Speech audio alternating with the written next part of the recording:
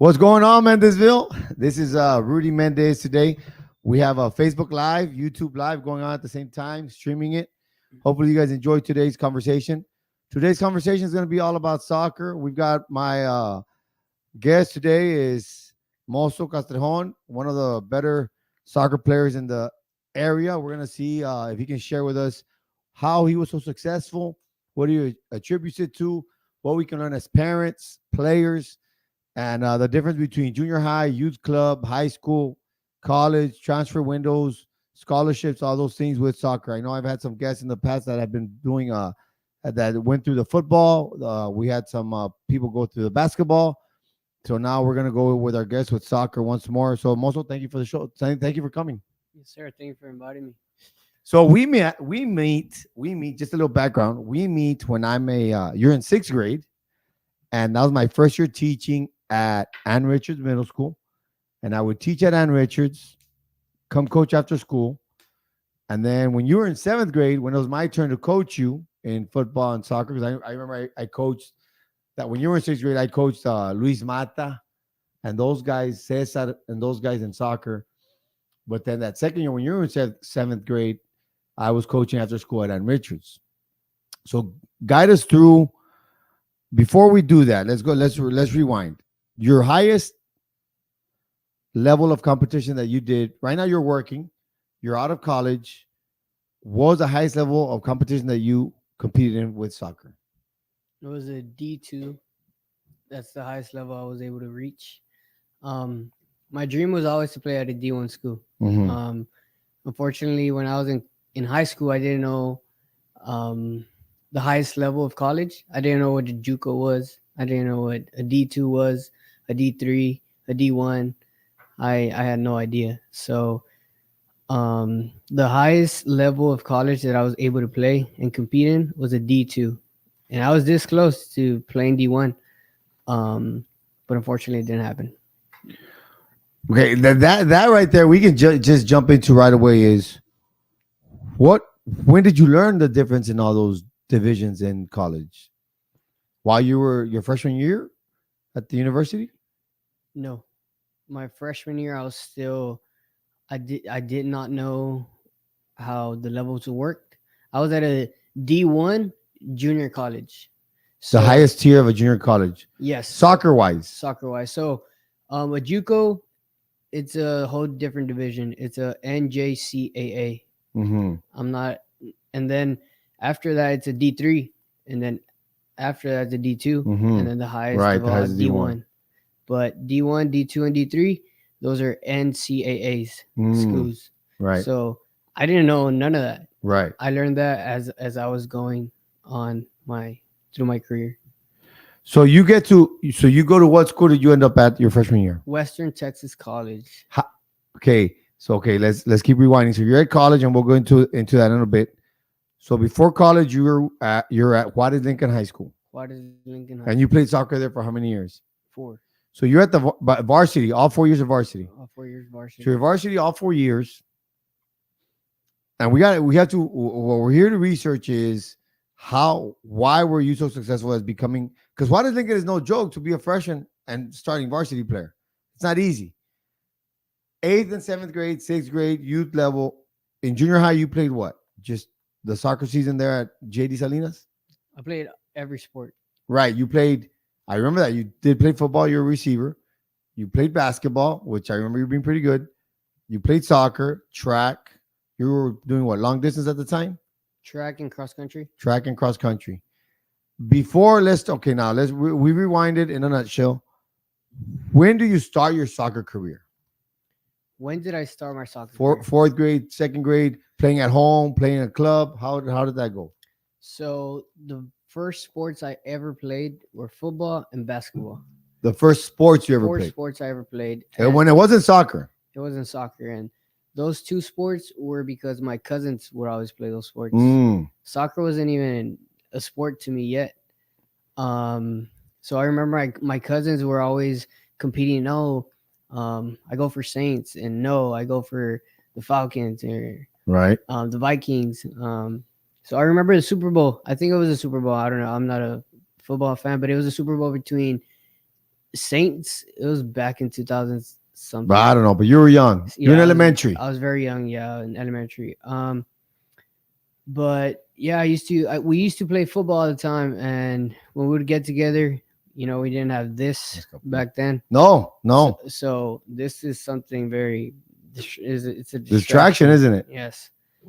So back then we would all go to my grandma's house, and all my cousins would, hey, let's go play football. Mm-hmm. And we would play football on the street. And I remember we played tackle in the grass and touch in the pavement in the street. But you were playing at the same time. At the same time, yeah. So if you're on the grass, you're allowed to get tackled. If you run, my cousins were big, Right. so they would go through the grass, and they knew like nobody could ever I see. take them down and stuff. I would fake I was going through the grass, and I would just stay in there because I was small. But yeah, it was the first sport I ever played. And I remember my cousins were crazy. I remember my cousin, he's huge. He's like a 6'2" dude, and he's big. Jacked, yeah. And I remember he was like, nah, I'm gonna go through the grass. And my cousin Chris, he was like, all right. And he goes, he's running like very confidently that nobody's gonna tackle him. And he just pops him, boom. Oh. And he does a front flip, and they're both in the floor, like, ah. And I remember that if it happened like yesterday. It's something very funny. But so I saw the effort my cousin would always put into the sport. Mm-hmm. We were kids, and like him popping somebody like that, it was just like, oh snap! Like, okay, the competitiveness was always there. Yeah. Like we would get mad if we would lose. My cousin would get mad. Hey, at come on, each other. we have to win. We have to win. Había piquete after the game all the time. So the competitiveness, now that I think about it, it was always there with my cousins since the 3rd grade. But after that, we would all live in the same street, so that's why we would always play together. After that, we moved into a trailer park in the 3rd grade. So in the 3rd grade, I remember I would go to school and then come back to the trailer park. Go to school, come back to the trailer park. And when I was in the 3rd grade, I went to Salinas Elementary on Conway on 107. Okay, yeah. Yeah, so I went to Salinas Elementary, and the coaches there were, I don't remember them, like their names or anything. Right. That's just weird because it's just a blur. But when I went to 4th grade, I remember everything perfectly since I was in 4th grade. So in 3rd grade, I remember they would make us run. And I would always be top 3, 1st, 2nd, 3rd. Right. And my best friend at the time was Jesse.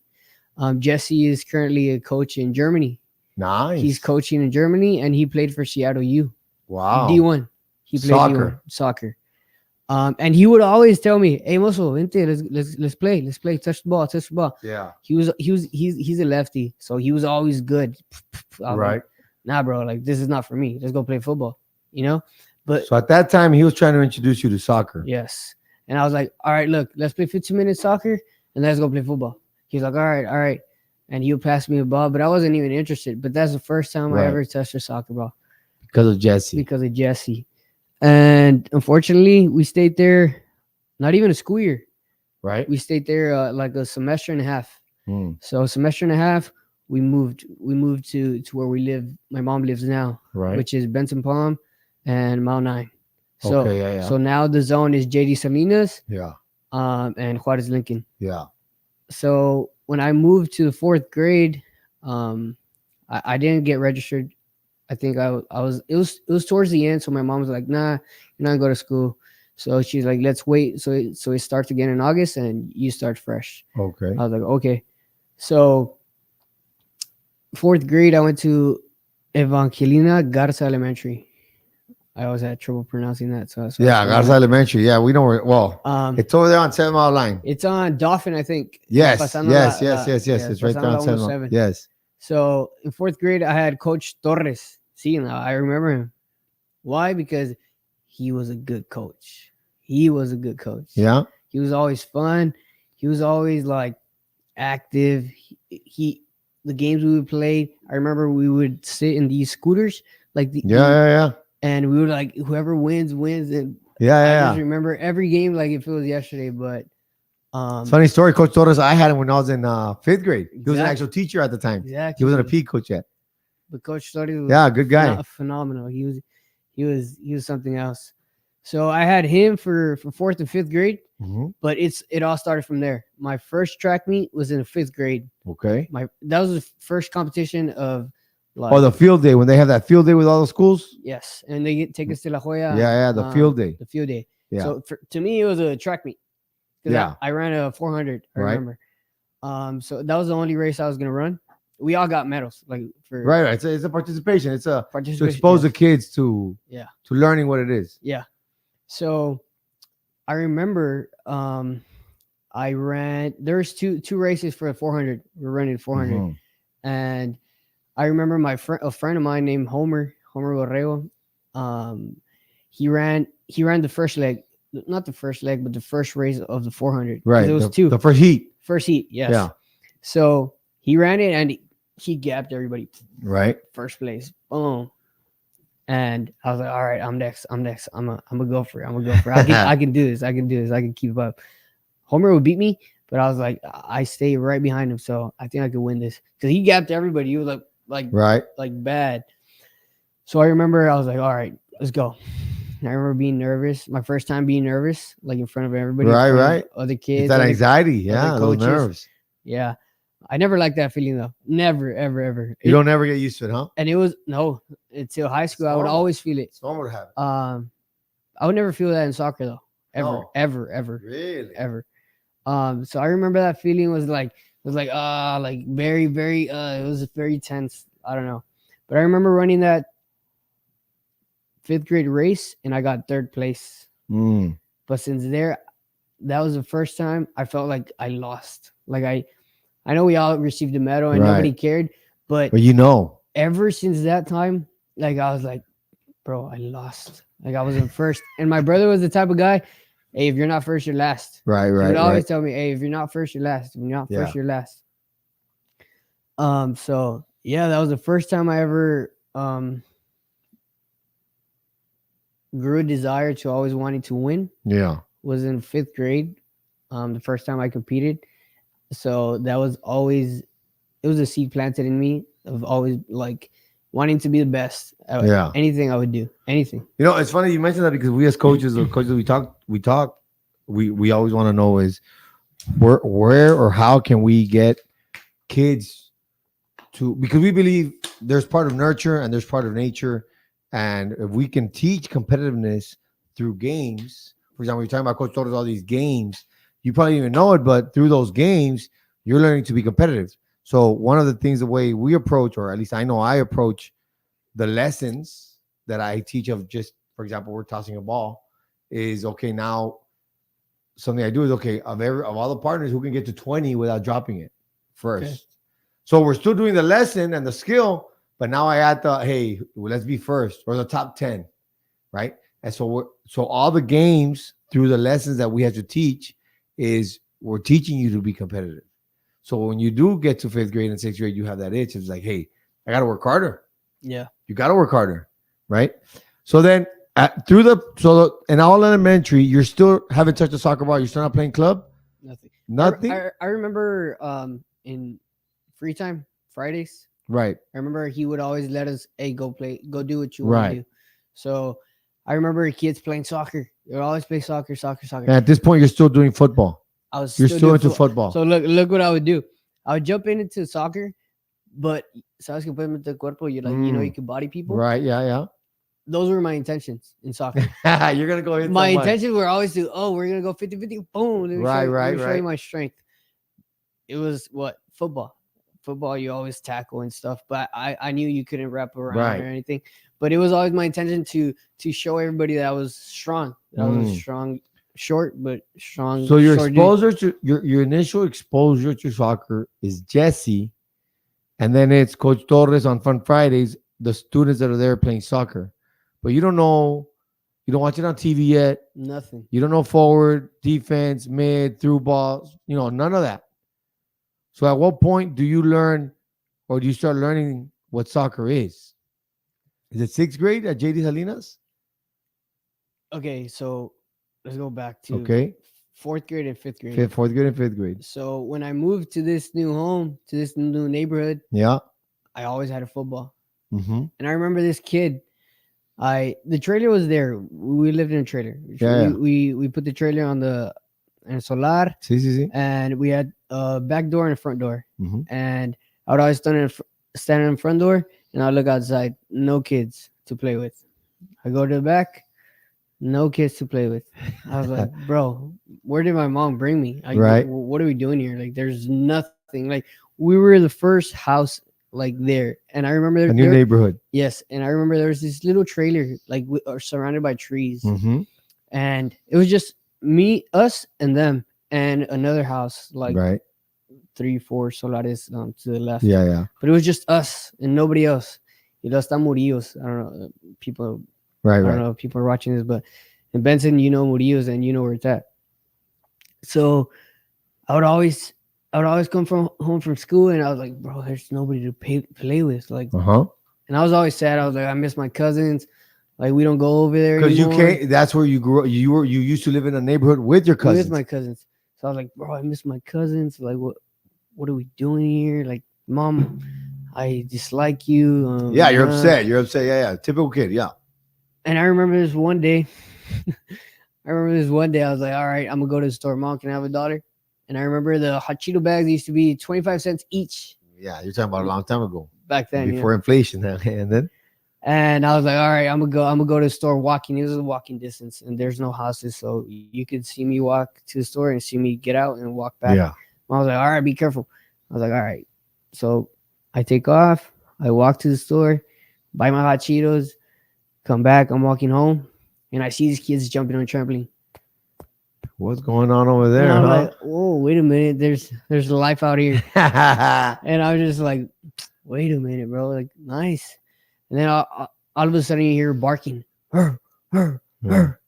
And I just look and I see this white dog coming towards me, like coming at me like fast. And I just remember taking off. Mom, I'm just screaming, mom. Yeah, yeah, like, yeah. from a distance. And I don't know if you noticed, I don't know if you have it here, but los solares allá, like, son dos solares y luego hay un canalito in the back. I just remember I was running and I was about to hit the canal. Y acá está, like, my house. Right. And the dog's just coming at me and I just jump. And when I jump, like, I just land on me. The espinas everywhere. And the dog didn't do anything. He just stood there. Yeah, I just take off and ran. And I was like, Mom. Scared. And I was like, no, like, what embarrassed me. I think I heard the kids laughing. I'm sure they saw you jumping on trampoline. They heard me. So the next day, I see another kid. He's there. He's playing. He's building a house. That's what we do back then. Construction already. He's an engineer right now. Nice. He actually got me this job. Cool. That's crazy, right? Shout out to who? What's his name? Cesar Coronado. You had him for Cesar Coronado. He got you that gig? Yeah, I remember him. Yeah. You coached him. So He's all buff now. he's Arnold Jacked. Schwarzenegger. Yeah. So the next day I really enjoyed coaching when that 1 year. I see him building. I don't know what he was doing. Right. So I approach him. I'm like, hey, bro, what are you doing? He's like, I'm building a house. I'm like, oh, nice. Back then, you know? Right. So just to make the story short, I met Cesar. I met Javi. And those kids were all about soccer. Okay. Soccer. Their dad would always watch soccer Right. at TV. So he introduced them to soccer. Right. So I would always be like, no, let's play football. They're like, no, let's play soccer first, then we play football. Yeah. I was like, all right. I'm either almost like an hour and a half. All right, bro, let's play football now. No, we gotta go home. We never played football. So eventually I kind of clicked on like these guys are not gonna play football. So I stuck with what we played because there's nothing else, you know? Yeah. It's that or just go home and stay in my room, do nothing. So that's how I started playing soccer. And then we had these group of friends that their dad was like, all right, I'm gonna make a soccer team. I'll make a soccer team. So they're like, we're gonna go compete in Benson. Benson's still on right now. Since the first time I played there, it's still going on right now. Now they have like a little turf and it's just like this little. Oh, las canchitas that's not like on what is it, like 6 Mile Line or something like that? Those. Yeah. So Like the apartments. Those. we're gonna go play there. And they're like, you guys want to play and compete there? We're like, yeah, like that's Yeah. nice. And that's the first time. That's What grade are you in at that point in time? I was in fifth grade. Fifth grade was the first time I played in a small league. The reason I ask you is because one of the ongoing conversations is, when is the latest that an athlete, I mean, we're always considering that the person that we're talking about is going to be athletic, right? Fast, can control their body. What is the latest they can start and be successful? And we always talk about just being successful at the high school level, from being maybe playing varsity their junior and their senior year. So that's why I ask you. You went and played when you were in fifth grade in that league, right? Fifth grade, you get exposed, but you've been playing in the neighborhood for a long time, just for fun. Everybody's doing their tricks. I'm assuming it's 2-on-2, 3-on-3, not more than that. 6-on-6. It's actually 6-on-6 on in your neighborhood. Yeah, Not the Benson League, just you. neighborhood. Yeah, It's usually 6-on-6, which is a good number. what we do, people from other like colonias, They'd walk over here. they'll bring their team and Yeah. they play against us. Yeah. That's what we do. So then you go play. It's okay. So now you establish. You ended up playing soccer there. You start playing at Benson League in fifth grade, and then you go to sixth grade, and you're still playing at your house. You're playing at the Benson League. Yeah, Fuerza Rayos se llama el equipo. Fuerza Rayos. Fuerza Rayos. What other teams were there? Was there like 8 teams, 4 teams? Do you remember? There was about like 5 teams, but it was just 2 teams that were competitive. Which were? That's when I met Jerry Reyes. Yes. Jerry. Speedster. Jerry Reyes, Juan Castillo. Mm-hmm. Yeah. I met those guys there, and I saw the level they had. There was something else. Jerry was like a Ronaldinho or Ronaldo right there. Yeah. Jerry was crazy good. When I first saw him, this guy was at another level. He was crazy fast and crazy good. He would The touch, his moves. Other guys from my team, we couldn't take a ball away from Jerry. He would do what he wanted. Yeah. Goal. Yeah. Goal. So it was you and his team. Those were the 2 main teams. 2 main teams, yeah. That's when I met Jerry. But after that, we went to middle school, Right. which is JD Salinas, and I met the Mendez brothers. You're Mendez in brothers. 6. You meet me after school. Yeah. Yeah. I met My the brother Mendez was your coach, mainly your coach. I knew who you were because Caesar would always come home, and Caesar was. I coached him. So Caesar was always like, "Bro, our coach is really good. Our coach is really good. Our coach is really good." I was like, I can't wait, bro. I can't wait for Oh, for 7th grade. Can't wait for 7th grade. Can't wait for Because you already have my brother as your coach during PE. Yes. You guys were playing and doing whatever it is that you guys are doing during PE. Mendez was always. I like Mendez because he was always strict, but he was fun. Strict and fun. But over the years, I understand that without discipline, like kids don't take you serious. Kids just don't take you serious. And these are things that you're talking about now. That now you understand. Now I understand. Now you understand. Oh, in college, I was still rebel. And I get that. And that's normal. In college, I still didn't understand half of the things I understand now. But I think that's the hardest part about being a coach and an educator is that we see the potential. We know what we have to do. And some of the young kids are like, well, why are we doing this? But see, now we have one of our outcomes is right here in my room, my studio, on hey, and you're living proof that it works. Now you understand why the discipline is there. Now you understand why the structure is there. Yes. How much different? Let's fast forward. Your collegiate career. So we're talking about your elementary career. You started there. What kind of discipline is required when you're at the collegiate level?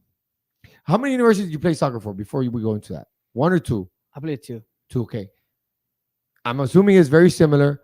What kind of discipline is required from a soccer athlete or just a collegiate athlete? What kind of things did you go through on your daily basis? I was never disciplined. I was never disciplined, and I just regret that. In college, I was disciplined, but I was an average player, and my talent wasn't average, But talent can only take you so much, and it's the level of maturity and the level of knowledge you have to make the difference. and I had opportunities. I had scouts. I had all the opportunities that you could ever like wish for, and it was me who wasn't ready for those opportunities. But the main factor, or I don't want to blame anybody, Mhm. but if you give me a ticket to blame somebody, I would blame the lack of my father, the lack of the father figure. Right, right. So it's very important, like for parents, It is. It is. They need to know. they need to know all of this. And sometimes, like, I get it, work and everything, and sometimes we're just too hard on them. But sometimes being too hard on them can also be a factor. Right. Are you talking about as a parent being too hard on the kid? Yes. Do you think from your experience, because I grew up without a father, right? I was 9 years old when my father passed away. So Mendez was like 6, and my youngest brother was 2.5. He probably didn't remember my dad. So, but the so a lot of success rate when you have a 2-parent household versus a 1-parent household is very different. Your success, the statistics show that you're gonna be a lot more successful, but it is hard. It is. So now you mentioned that. So when you're in college and you're talking about you weren't disciplined, what was it that you did, and what was it that you could have done better and added to your routine? Keep my mouth shut. No, I just play. Um, You were outspoken. I would speak things I just wish I never spoke. Mm. Um, I have a bunch of those moments in my collegiate career. yeah. So I guess I was good enough for the team not to tell me something. Mm. So everybody respected me in that sense. Mm-hmm. Because if somebody spoke, I was like, "Hey, bro, come on, you gotta respect the coach." But when I do it, like nobody would tell that to nobody would.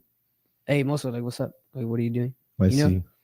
So the things I would do is I remember you started working out a lot more in college. I made a lot of mistakes in college. A lot of mistakes in college.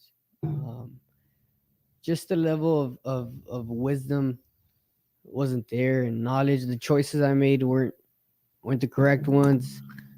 But like I said, it's just the lack of knowledge, But you asked me like, what things did you do, and what things didn't I do? Mm-hmm. So the things I did was I wouldn't train.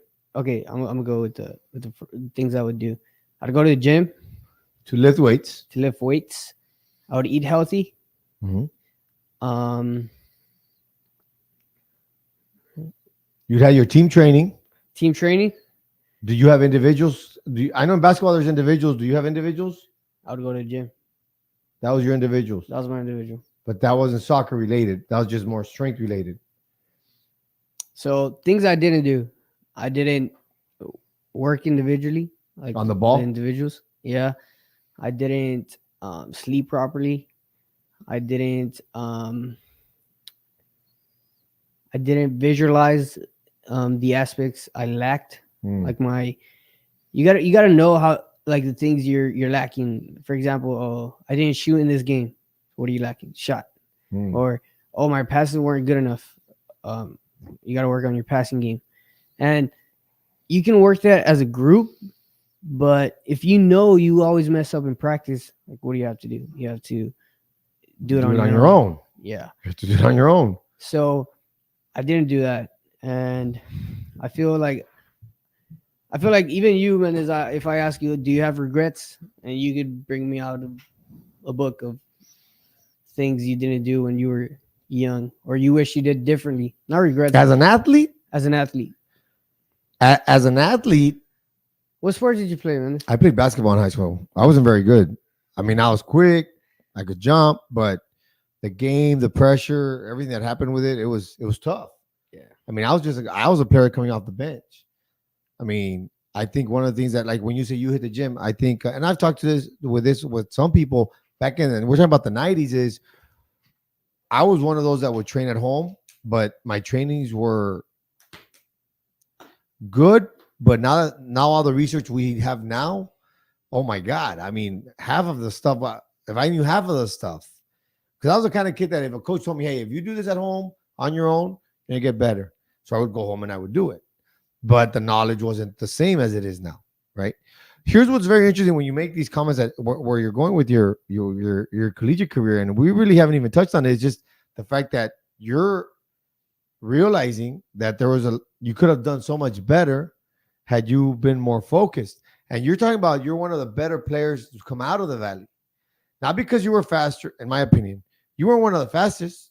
You were one of the tallest. You weren't one of the strongest, and yet you're still one of the better players. Now imagine the ones that are still struggling. They need to understand what you're saying.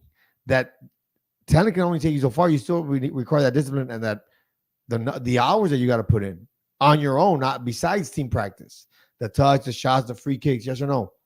So then let's rewind then. So you start playing. You start playing in 5th grade. You play soccer in JD Salinas. I'm assuming in 6th, 7th, and 8th, you played soccer during the season, and you still played outside at Benson. Still, no? So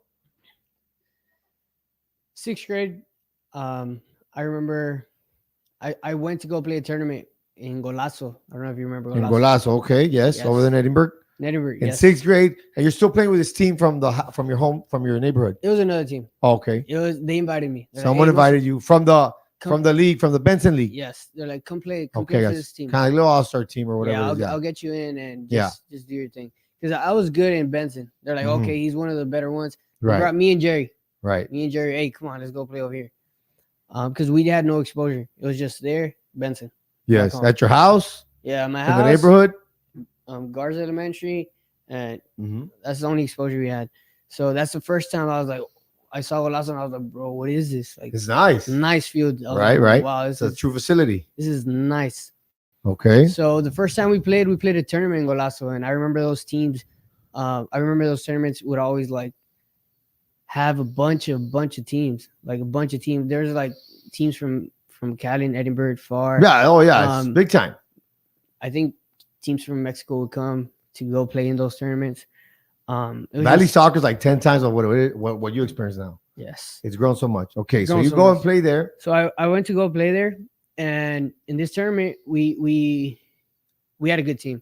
So we went up to the semifinal, and in the semifinal we played against Tigres. And I remember that game. I was on fire. I was on fire. It's one of those games. Yeah, it's one of those games that you shoot, go. Yeah. You free kick, shoot, go. And after the game, I remember this man approached me. His name was Victor Farias. He's like, hey, juegas muy bien. And I don't know anybody there. Right. Like, that was a whole new exposure for me. So I was like, oh, gracias. And he's like, ¿de dónde eres? And I just start talking to him. Right. Like, vente, vamos a sentarte. ¿Quieres un jugo? Right. He's just a nice He's guy. recruiting you. He's recruiting. ¿Quieres un jugo or something? Yeah. And his daughter was actually playing with the other team in the semifinal. So that's how he was watching the game.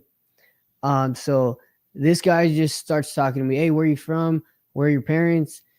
And I'm like, no, they just brought me in. I don't know anybody. I'm just playing here for the tournament. Yeah. They're like, oh, wow. Where do you live? And I tell them where I live. They're like, oh, very out there. He's like, oh, okay. Get my number. I wanna see what I can do for you. Yeah. And I want to go speak to your parents. And this is 6th grade. The 6th grade. He's like, I want to go speak to your parents. And I was like, okay. So he's like, okay, I'm gonna go in this date. Just tell your mom that to expect me. I'm like, all right. So I'm eager for that day. I was eager. I remember going to school, come back home, and I was like, me falta un día, falta 2 días. And pues nosotros no teníamos nada de esto. No. We were just waiting. Yeah. So I remember I would always playing outside. My mom bought me 2 goals, and I'd like dribble on myself and then shoot, boom, and get the ball again. I made sound effects. And dribble again and just normal. Shoot. Yeah. And I was like, oh. And I see this car pull up. Yeah. And I was like, oh, he's here. And I ran inside. Mom, he's here. Yeah. And my mom was like, all right. And I remember mom was cleaning. I remember if it was yesterday. Like these moments, I treasure them so much because I saw the goodness of God in my life. Yeah. You know, Coach Garza, Mosso showed us stuff is that we had at Garza Elementary. Coach Moises Ibarra, one of La Jolla's top athletes, outstanding athletes. Yeah, people are watching. Nice. Shout out to coaches out there. Thank you. Nice. So he shows up. God's always been good in my life since a very young age. You see, he's just like God would provide these people for me. And notice how I said the lack of father if I had a ticket to blame somebody. So this guy comes in, he sits with my mom, he sits where he observes where we live, and he decides, hey, I want to help your son. Can he come live with me?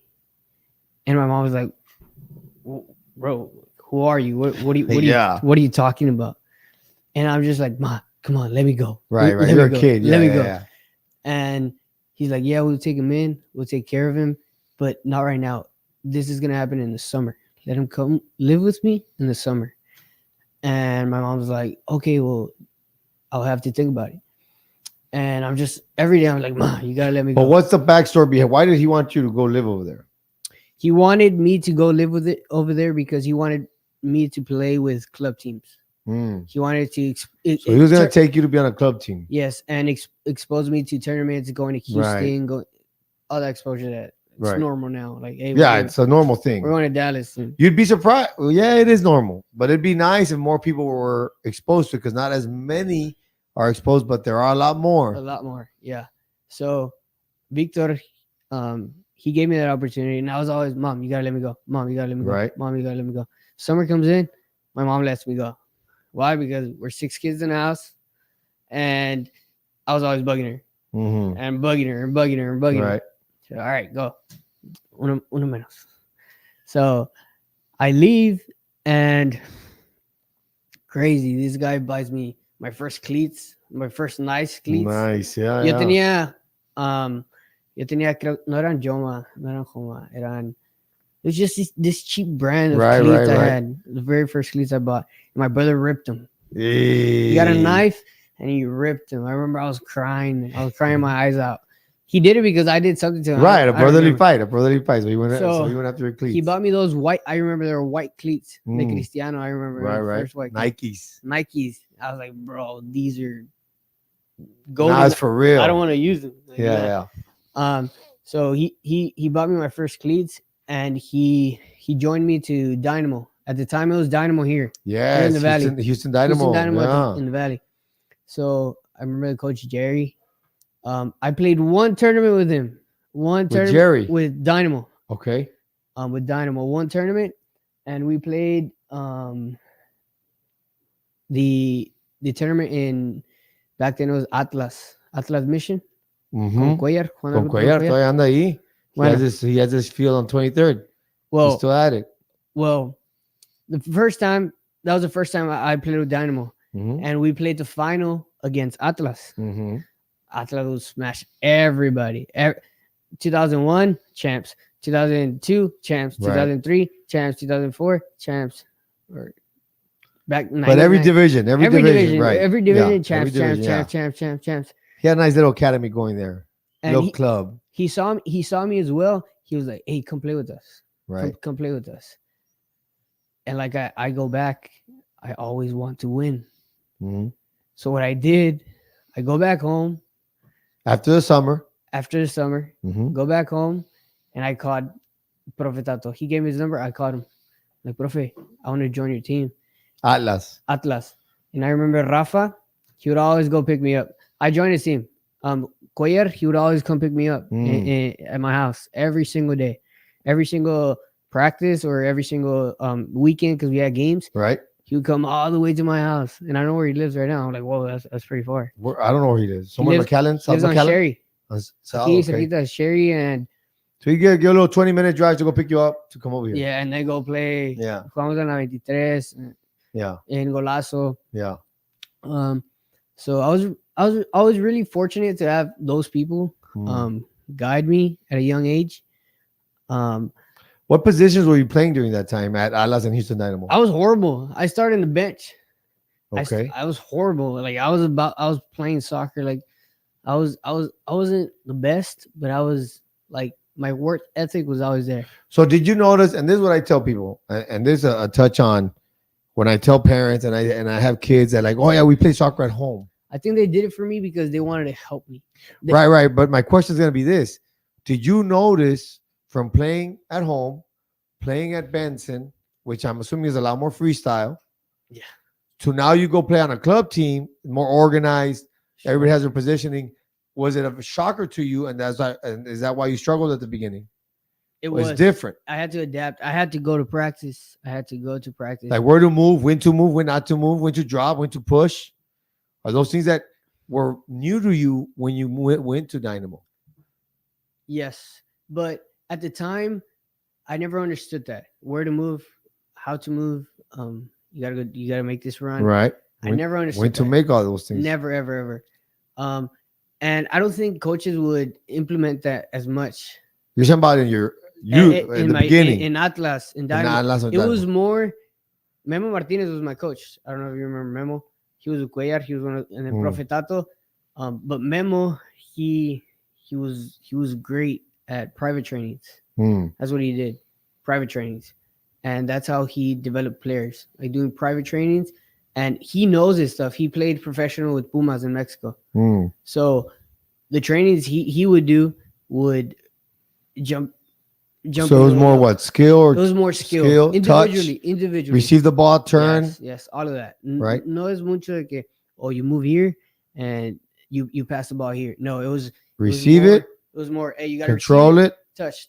We'd do 100 passes Yes. with the right foot, 100 passes with the No left se foot, te vaya. 100 left. Y que llegue ahí. Yes. Yeah, so it was just like individual training to improve yourself. So I was fortunate to have Memo, but in the 6th grade, I was with Atlas, and we went to a tournament in Houston. Okay. We went to a tournament in Houston, and in Houston, there used to be this group of people, of kids that Cuellar sent to Houston to go live with this coach. Okay. So the tournament ended, and the coach there, he was like, hey, send me Mosso. I want Mosso. And this is 6th grade. This is 6th grade. Okay. I was 12 years old. I was already out of the house at 12 years old. That's when I started. I never went back home. 12. At 12 years old, I was out, and I never went back home. Because you were doing the soccer stuff. I was chasing the dream. You started your dream, the journey. Yeah. God was like, hey, come on. So then so is this during the summer? Or when do you move to Houston? This was during the summer. So you finished 6th grade? I finished 6th grade. Well, it started in the summer of 6th grade. Okay. So in the summer of 6th grade, the last month of summer, I moved to Houston. Before starting 7th grade. So I moved to Houston, and the trainings there were crazy. Intense and fast. We wake up at 5 a.m., go run. So now who are you training with? Profe Gabriel. But what is it, a club or what is it now? No, he was just a coach. He had no club, he had nothing. It was just a coach in Houston that was well. And is it just you or is it a number of kids? 5. There's 5 of you that he's training. It was Alexis.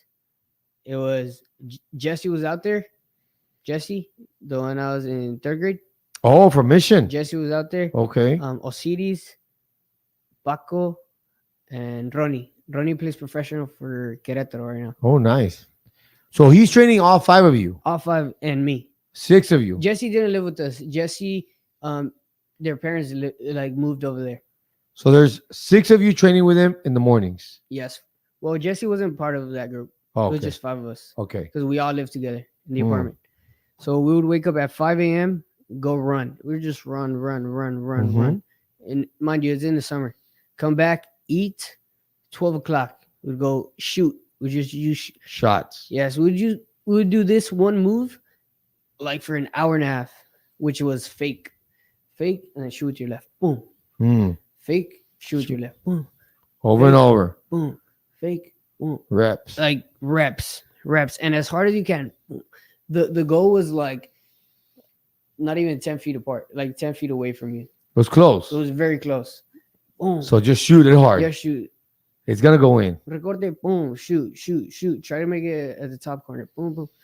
So that's all we would do at 12. And then he would take us to Houstonians. That's the team in Houston. Houstonians? Houstonians. Like Houston? Like Houston. Oh, Houstonians. Got it. Houstonians. Excuse me. And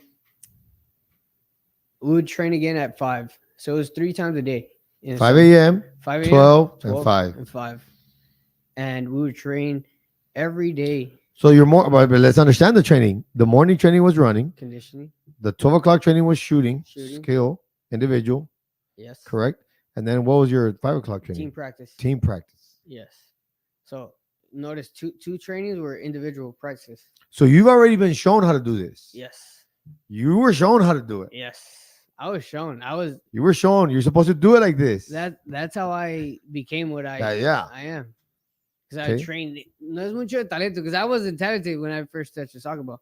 It like coaches developed me. Right. And But there's that talent that if you have the talent with the development, it pays off. yes, and my work. I had the work ethic. I was Yeah. like, okay, I'm gonna do this. We didn't have this. Like this. To The me, distraction. It was poison. That's poison for I kids. 100% agree with you. Like My that- kids don't have a phone and they won't have a phone till I don't know when, but I don't want them Good. to have a phone. Good. So then you're with the Hostonians and you're playing club ball over there. Did school start in 7th grade for you already or no? No, it was during that gap of month. Okay. I still had that month. This was going on for a month. July. The month of July. July. I think it was before. I think And it was June. And you're It was- playing Late June and then the July. whole July. and you're playing games over there against other clubs? Yes, we were playing in tournaments. We were playing every Right. weekend. There was tournaments. Who's tournaments. paying for all this? I wasn't paying anything. So Do you know how they would take care of me. somehow, some way or other, Somewhere or another. you don't know you're a kid. Hey, Yes. Beca, we got you. Yep. Whatever. How you're a kid, you don't know. Pero hey, no I me don't están know. cobrando. Nada. When And, you're getting better. and I'm getting better. So then summer's over. Where are you in 7th grade? You come here or you're over there? I come back. And why? Because I missed home. Mm, I'm 12 years old, 13 years old. yeah. Of course. That's normal. I miss home. I come back. JD starts. Mm-hmm.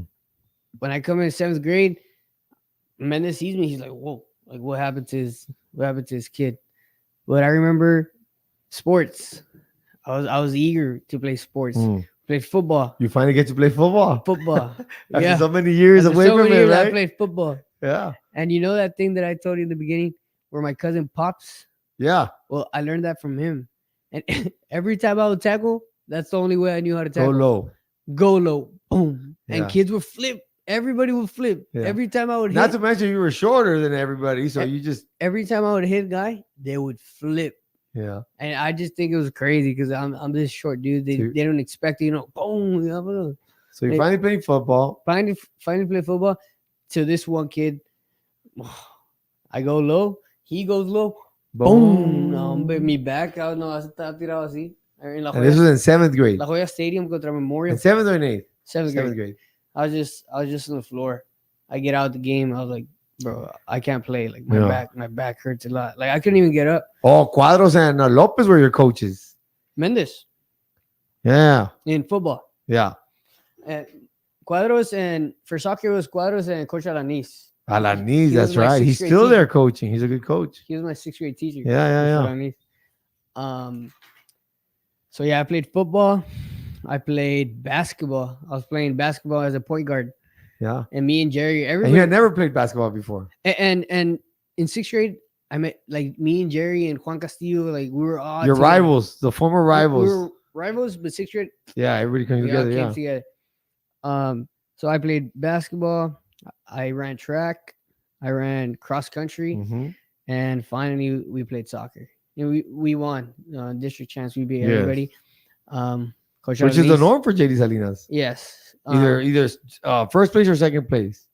Yeah. So we win everything. We're pretty good at every sport, I think. But then after that, this is 7th grade. So what do you do in that summer? Are you so in now- 7th grade? You're playing junior high sports. Are you training soccer at all after practice? Atlas. So you're still going to Atlas. Yeah. So you have football practice, you have soccer, whatever practice you have, you still get driven or picked up and go to Atlas practice. Yes. Twice a week, I'm assuming, 2 to 3 times a week. Yeah. I would go every once in a while that I'd be able to go because I had practice in JD Right. and stuff. The point is, you're still training soccer year round with Yes. Atlas. Yes. And And you're still playing weekend tournaments here and there. yes, we would go to Houston and Dallas. So you're and still going to tournaments still throughout the school traveling year. and stuff. Yes. And then my 8th grade summer, Victor calls me again. From Victor, 7th to 8th or 8th to 9th? 7th to 8th, Okay. he calls me again. Dale para allá. He's no, from 8th to 9th. Okay, from My 8th bad, to 9th. From 8th to 9th. Yeah. He calls me again. He's like, hey, how you been? What are you doing? And he knows that I'm doing good because he Right, sees me. right. He sees me in tournaments and stuff. He has a daughter. He's going to tournaments too. So he asked me, hey, do you want to go to Austin? Do you want to go? I'll help you out. I'll get you housing and you got to worry about nothing. I'm like, The same thing you had in Houston, but now in Austin. same thing I had in Houston, but now in Austin. Mm. I'm like, yes.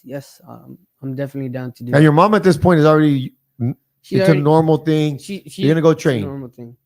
My mom had a rough moment during that time, Mhm. so she would always be pleased that okay, he's doing good. Right, he's doing something. Soccer, Yeah. So she would let me go. Right.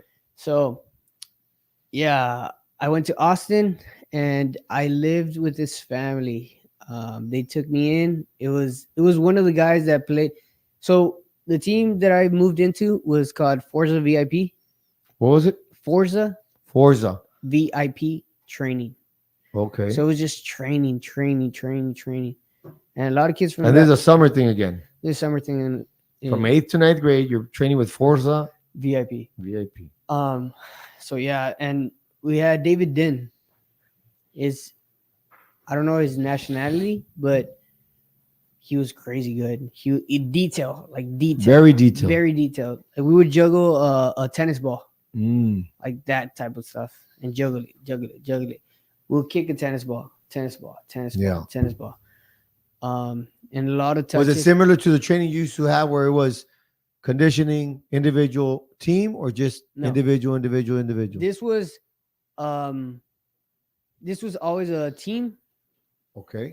practice, but it was more like individual performance, but it was as a Right. team, So everybody doing the same drills Everybody was doing the same drill as a team, as a team. and they would play like it's because it wasn't a big of a space, and it was an indoor facility, and it wasn't. So big. you're doing individual skills, and then you'd have a scrimmage as a team. Yeah, as a team. Okay, got you. So that's what we would do And it was so you're training once a day. once a day. Once a day. Yeah. So what are you doing the rest of the day? I was going to school. I was going to summer school, I think, In Austin. in Austin. Okay. Yeah, I was going to summer school, and I was going to summer school, and then in August I did like 2 months of the school year In Austin. in Austin, but I got culture shock. I was the only Hispanic kid in school. Was it a lot more whites, a lot more blacks, It was diverse Mixed. everywhere. Yeah, mixed. but not that many Hispanics not or many any? Hispanics. Not even. I never saw one. Spanish was not a thing anymore. Not a thing. Everyone spoke English. So every day in lunchtime, I would eat by myself, get up, go to office, get the phone, and I'll call my mom. Yeah. Mom, what are you doing? Yeah, what are you doing? And Just a recap of the day. I would just talk to her. My mom talk Yeah. every single day. There wasn't a And day. you did this for 2 months. I did this. What for school were 2 you months. going to at that time? Do you remember? Huddle middle school. Middle school. Yeah, it was middle school. Okay. So you're going to 8th grade or 8th 9th grade? 8th grade. Okay. It was 8th grade. So yeah, I wasn't a freshman yet because I came back. Okay. So after 2 months, I told my mom, I don't want to be here anymore. Can you come for me? She was like, okay, I'll go for you. Mm. So she takes off. So you come back. I didn't tell anybody about this. I didn't tell David Dent that my mom was coming for me or anything. Or Victor, hey, I'm going back home. Nothing. Like I didn't say anything. Yeah. So my mom takes off. I tell the people I'm living with, hey, my mom's gonna come for me. I'm already going back home. She's like, Yeah. oh, okay, and stuff. And my mom picks me up and we leave. And they're like, where did Mosso go? We don't know. Like he just left. I never ever told anybody that I was gonna leave. I just left like that. So you come back. Apparently, can you get it or no? Like that. There you got it. Can you? So then you come back and then what? You're in 8th grade now. I'm in 8th grade, yes. Okay. For JD. For JD. So you do your whole year I again. played with Cuadros, yeah. I played You football. do your whole year again. Basketball. So then now we get to the bottom of it. You already answered the question. The question was, how was it that you going to Juarez Lincoln as a freshman you were a starter, correct? Yes. So now I know why you were a starter, because you were trained. Yep. It didn't happen by luck. You were trained. Now, don't get me wrong. There's people that can get to the varsity, but to be a varsity starter at Juarez Lincoln, there's training behind it. Yes. You've been and it's individual training, not team training. It's skill that made you better. And the level in Austin, Mm. the level in Houston, at the time it wouldn't compare to the level here in the Valley. This was better, or over there was better. Over there was Well, okay. So now you've been in college. top notch. You were in high school. You got your trainings. What is the difference of that statement you make that they're better? What makes them better? That training or the way they play? What makes it better? The coaches. Well, what kind of coaches? What is it? Give us some more detail. I think. Well, at the time. At the time.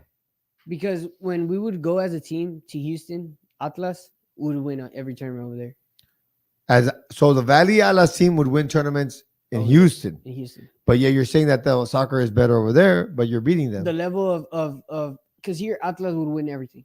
That's what I mean. Okay. Atlas was known to win everything here. Mm-hmm. You know what I mean? But over there, the level of competition, like if you played against a team, it's gonna be like competitive. If you played against another team, competitive. So your comment is more of the competitive, the strength of schedule, who you're playing. Around, yes. So it was always top notch. You know, like it wasn't. We never had an easy game. So that's what I mean. Like all the games that when you were playing over there, and I would were go hard. I would go to tournaments. Games. I would go to tournaments to Florida. IMG tournament in Florida. And that's with Atlas, or while you were over there in Houston or Austin? Forza VIP. In Austin. So the exposure, I just got exposure to a whole different level of competition. Yeah. So you make the statement that your games are more competitive while you're up there. Are you gonna give me trouble with the coaches? No. And this is what I'm trying to understand. See, because so let me give you the background. Let me tell you why I'm making, and I want to make sure we're clear on this, is because you're saying that your games are competitive, which is a good thing. And we always talk about you want to be in good competitive games. No quieres goleadas. Si vas a golear, both teams don't benefit. Yeah. The good team doesn't benefit. The bad team doesn't benefit. So you're in competitive games, 1-0, 2-0, 2-1, whatever it might be, right? But yet you're saying more competitive is, but when Atlas goes and plays those tournaments, Atlas is beating those teams. Yep. Correct? Yes, sir. So one of the things that I said on Facebook, I've said it a few times, especially now, is the Valley soccer, to me, like even when parents or even those teams can't go or don't want to go all the way to the Alianza tournaments, the Tiger tournaments, all these tournaments that happen, the Alamo Cup and a bunch of tournaments that happen over there in up north. Well, when FC Dallas goes up there, there's let's see, the Texans go up there. They're always in the semifinal or the final. Even an independent club, the Raptors 2016 team, they go up there. They're winning. When they're here in the leagues that are down here, they're always in the run. There's 3 other teams that give them good games. So my point of this conversation, this segment is that Valley soccer is actually pretty good. It is. Because if that team is going up there and getting first or semifinals, then the other teams, if they did go, they'd be having the same success. So for parents that are like, oh, well, because I'm one of them that like, I really don't need to go, because if my son or my daughter can hang with the teams that are here, then we're okay, because I use it as a measuring stick. Because if I see that FC Dallas 2015 or these teams are 2015 and my son can kind of play with them, then we're all right. I don't need to spend $10,000 a year, maybe, because every tournament you spend about $700 to $1,000. So that's what I'm saying.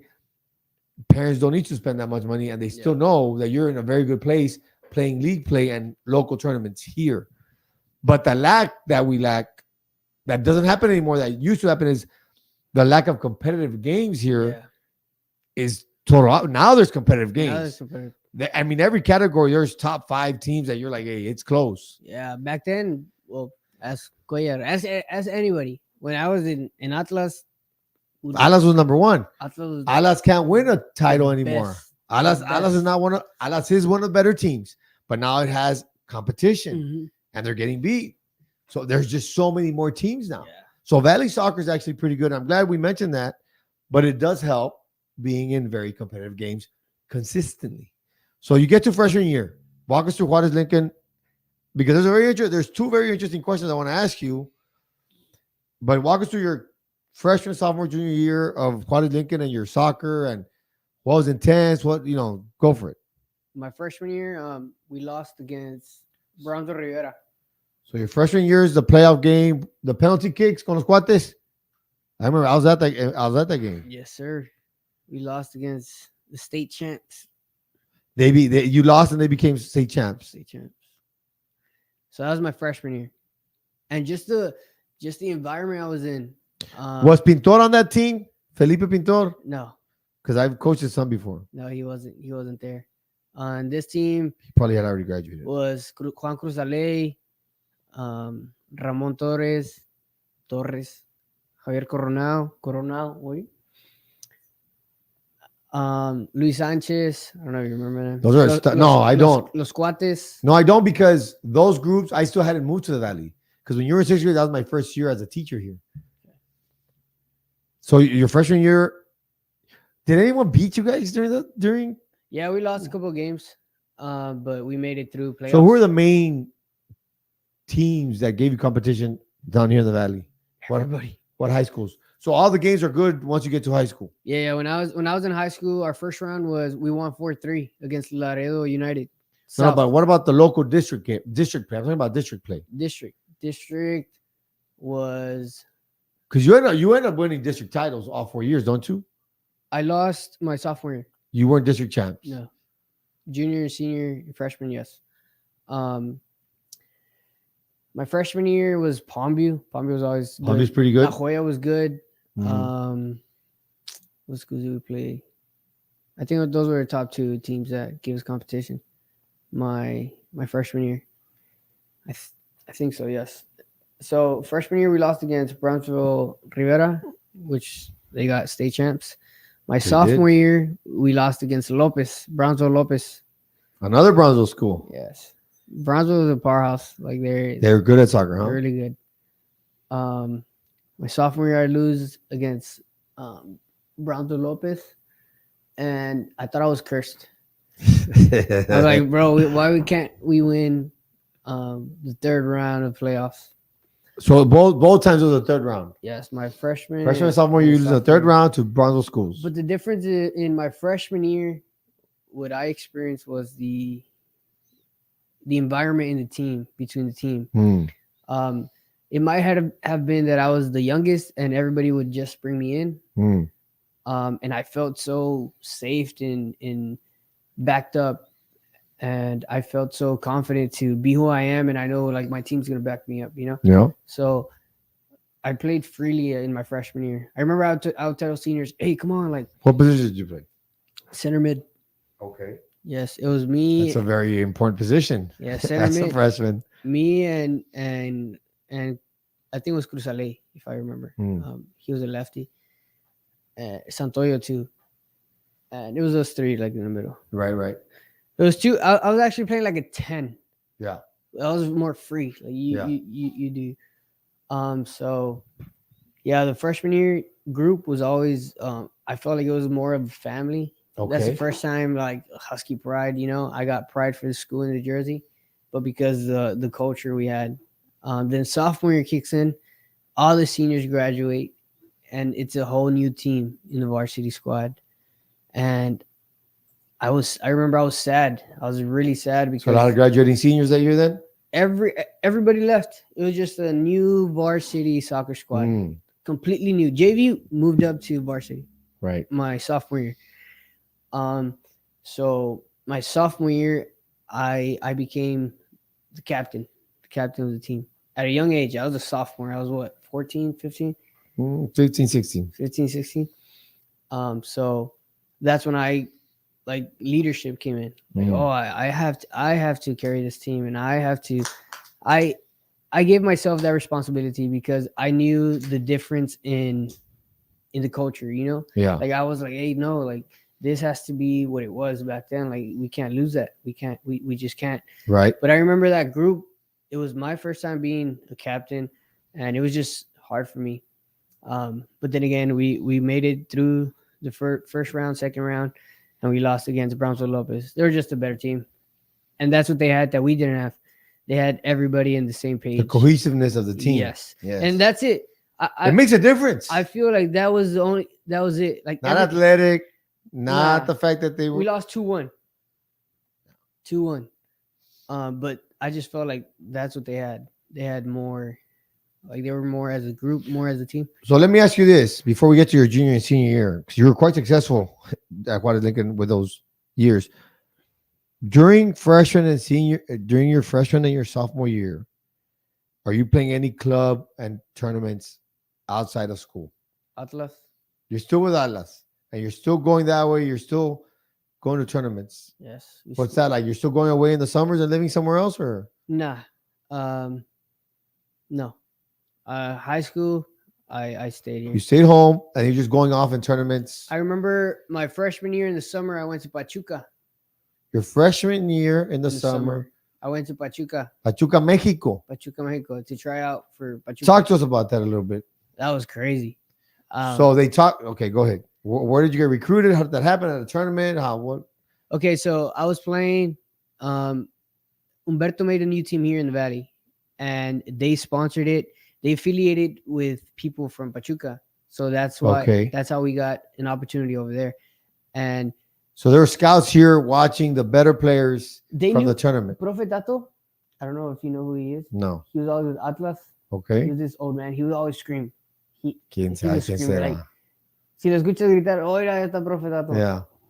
He's like a father to me. I lived with him in the summer, I think. Okay. And when I was getting ready, I was living with Profe Tato and Okay. Memo. Me and Memo were staying at that place. And I would train with Memo. I was getting ready to go try out for Pachuca. But before that, how did you get that tryout? Did someone see you at what tournament, or where was that tournament? It was more like they knocked on the door and they said, "Hey, we got this kid and we want him to go." Oh, okay. It was one of those things. We got this group of kids who we want you to look at. Got it. So there's a connection there. But our name over here in the Valley was Pachuca Mission. You know? I got you. So them sending us was an exposure for them here. Yes. You know? So like, hey, so marketing. Look at look at this. We're sending kids to Pachuca. Yeah. So you're a freshman? No, you're an 8th grader going to freshman. Or where are you? Freshman going to 10th grade that summer. Sophomore. Okay. Yes. After your freshman season. So we're getting ready. And I remember those trainings were crazy. Memo here or over there? Here. He's getting you ready. He's getting me ready for Pachuca. And I remember now that I go back, and this is crazy because this was all a blur. Like yesterday, this was all a blur. Like when I was jotting this down at work, I was like, nice. Like I've actually had a decent soccer journey. And you told me, you're like, we're going to talk about your soccer journey. And that's what we're talking about. So I just jotted down like my soccer journey, like everything I went through since 3rd grade, the first time I touched the ball. And we're currently in 9th grade. And I didn't even jot that down. Pachuca, I never jot that down. It's a very interesting story. Yes, it is. I could, like, how could I forget that? So your training, what is your training like with Memo? What is that like? Once a day, twice a day? Crazy. Three times a day? Crazy. We would train at 12 o'clock in the afternoon. Okay. Mind you, it was in the summer. In the Valley heat. And this guy would put on a pullover, and he would put on a pullover over his head, and he would tie himself like this. He would tie himself. He'd like, dale, Mosso, vamos a correr. He'd go run. And we would run like crazy. Like, you're talking about what, 2 miles, 3 miles? Crazy. I don't know how much we ran. And I was like, Memo, ya vamos a parar. Cállate, yo te digo cuando vamos a parar. He was just crazy. Like every time I knew not to ask. Just run. Like in the first week, I was like, bro, stop asking. Like I think he does it on purpose when you ask. Like he runs a little bit more. Yeah. So I knew not to ask.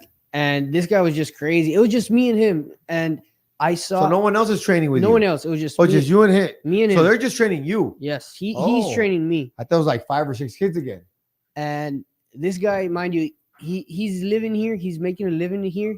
Mhm. just doing that, working for Atlas, working for Cuellar. He's currently a coach Really? for all the divisions. Wow. Yes, so that's why they're really good. Yeah. Him and Profetato Yeah. working under Cuellar. Juan Got Cuellar. it. I got it. And this guy's just really good. Like he knows what it takes to play at the professional level, because he played in Pumas professional. So this guy is just crazy, and that's the first time I was like, bro, this guy's really good, because he was like, Mosso, con lo interno, it's just the inside of your foot. Yeah. Like I don't want you to do 3 fingers, I don't want you to do a toe poke, nothing, just lo interno. Siento que sale. You get the ball, boom, me and him, boom, Inside touch. boom, inside touch, for like 30 minutes. Like, all right, left foot, boom. All right, 20 feet. We get 20 feet, and we're training on cement, on this like little techito that's doggy. Yeah. So Be in the shade. to be in the shade. we would run, and then be in the shade. Yeah. And then abs. Oh, it was just crazy. It was just like really like a military type of training, but in soccer. Right. So I get ready. So it was a lot of individual skill. Individual skills. So I get ready. I go to Pachuca. I'm in Pachuca. The altitude over there is way high. Yeah. So he knew what he was getting me ready for. Right. So I go there, and the facilities are just, bro, like I'm just like Professional soccer facilities. professional soccer facilities. Like I was like, bro, what is this? Like I can't believe I'm actually like witnessing this in the mountains. Like it's just crazy. All the soccer fields, beautiful. And I go there, and they're like, all right, Mosso, like, good luck. And they couldn't go over there because they just can't go over there and then come back. They can't. So you fly out there, they get you on the plane, and you fly out You there. fly out there. You stay there with who? The facility or like an apartment? The owner of Pachuca Mission, he goes with us. Oh, okay. So he was from over there. Oh, because he's trying to develop his Pachuca Mission Academy. Got it. So he lives over there. So we go. I meet his mom. He's like, hey, Mosso, look, this is where I used to live, and he's very successful. Like over here in the valley. Like I was like, wow, like you actually like started from the bottom, because it was como un cuartito. You vieron un cuartito, and that's his house. And I was like, wow. And this is Humberto Marquez, and yeah, we go to Pachuca. I was there for a week, and we were staying in a hotel. Oh, so you're staying at a hotel. Yes. The shuttle picks you up in the morning, I'm assuming, or he would take us. Oh, we get a taxi, and he was always with us because he took his daughter. Actually, it was 3 of us. It was me, we got on Rapero, and Hiromi, his daughter. I think she was like 12, 13, I think. So the first week we trained, and I don't feel below anybody, but I don't feel superior to anybody. I just feel like I'm average. But mind you, and I didn't think of it like that back then. Like I didn't want to go because I was like, nah, I'm not good enough. But I never felt less, and I never felt superior. I had culture. You could hang, but you could hang. I could hang.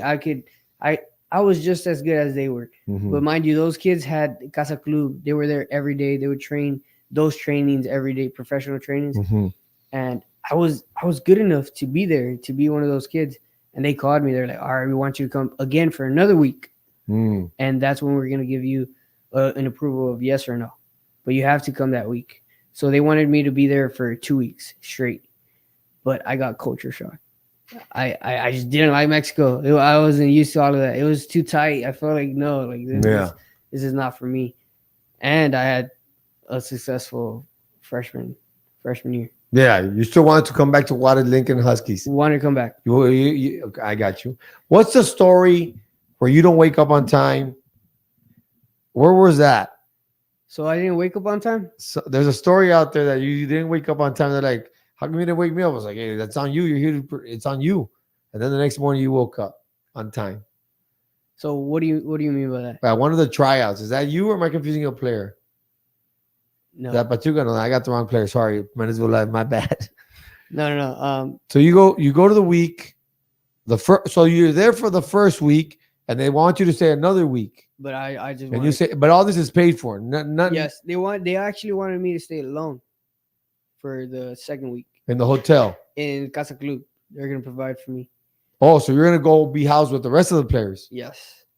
but I was like, nah, like I'm good. I want to go back home. Mm-hmm. So I didn't take that opportunity. I just didn't take it, and And this was during the summer. that was during the summer. What was there something that you had to come back to over here, or you just like didn't like being there that week? It was one of those things. It was I was just a kid, you know. Mhm. So I feel like the lack of having somebody there Mm. at a young, because It makes a difference. every It makes a difference being and by that, yourself. that's what I was gonna touch. Being by myself, I made the choices for myself. Yeah, I didn't have anybody, or I didn't have like a guide or a parent. a Like, hey, parent this is to what be we're like, gonna do. no, you're gonna stay. You're Yeah. gonna be here. You're gonna be here. And that's So the whole journey, you're on your own. I make the You're on your own. the decisions if I want to stay. If As I a don't, 14, 15-year-old kid, you don't know any better. hey mom, can you come for me? Yeah. I made that choice. Yeah. From Houston, now I'm going back home. Like I was the one making every decision at a very young age. So you were at Pachuca for 1 week and you realized you could hang. Yes, I knew I could hang. You come back. Come back. Sophomore year, you play. Sophomore year, kicks Bronze in. will you lose. Now, is there anything that happens from your 10th grade year to your 11th grade year?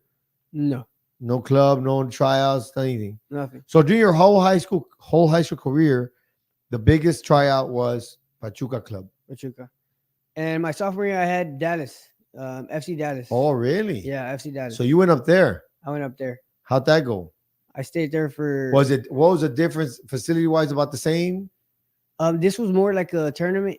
Oh, over there in Dallas. In Dallas, it was more like a tournament. But who'd you play with? it was a FC Dallas. Oh, so you were on the squad. It was more like I went with the team from Laredo. Oh, okay. So the same thing, the same kind of deal with Pachuca Mission. Yeah. That's what Laredo FC Dallas. Mm. That's what they had at the time.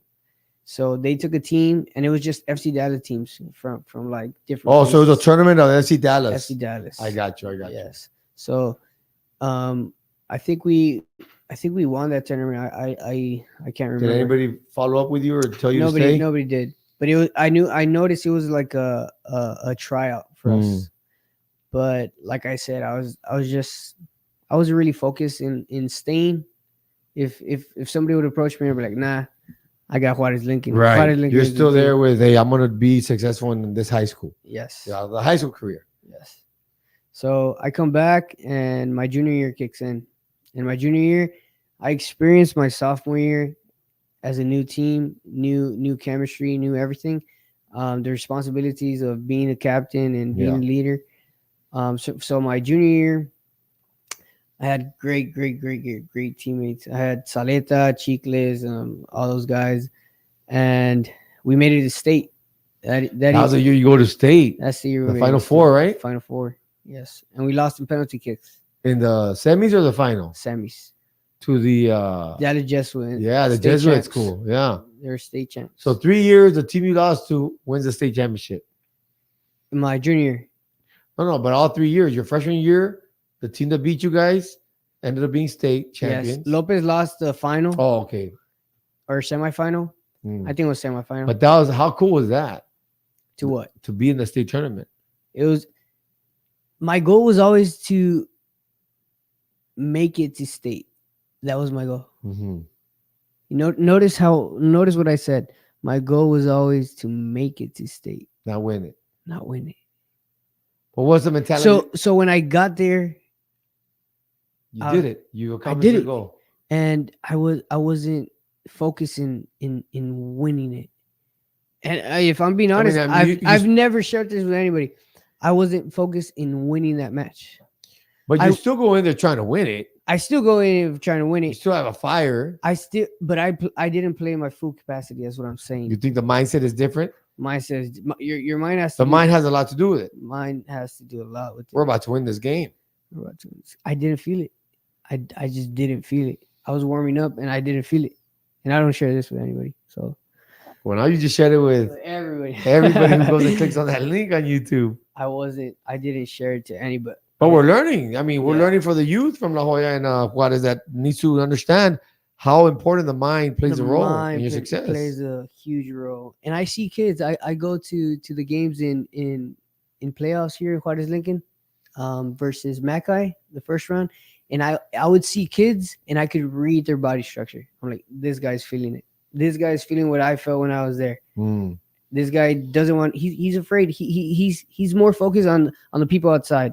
He's more focused on what the game is, how important it is, instead of, hey, do your thing. Like you're in there. You can make the difference. You're having the minutes. Like focus. And yeah, I wasn't focused in the state semifinal. So the team, your junior year, makes it to state. The semifinal, you get bumped out. What is there a difference in the coach's training? Is there something different, or is it all the same? The way you approach it, you go to athletic soccer period, you guys train, you have morning soccer open scrimmages, everything stays pretty much the same. So my exposure to understanding how trainings work individually and as a team, like as a whole, it didn't kick in till my last year of college. I didn't understand the importance of everything, in a team as a coach. So when I was in high school, I didn't understand, like, I was always trained, Yeah. I was always trained. I was always working.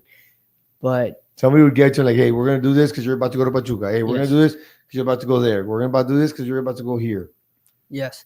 So in high school, I would always open my mouth to the In what coach, sense? to the coaches. You're respectful, Just share opinions, share ideas. Share opinions, but not in the right moments in front of everybody. And that might have made me seem as disrespectful to the coach, but those weren't my intentions.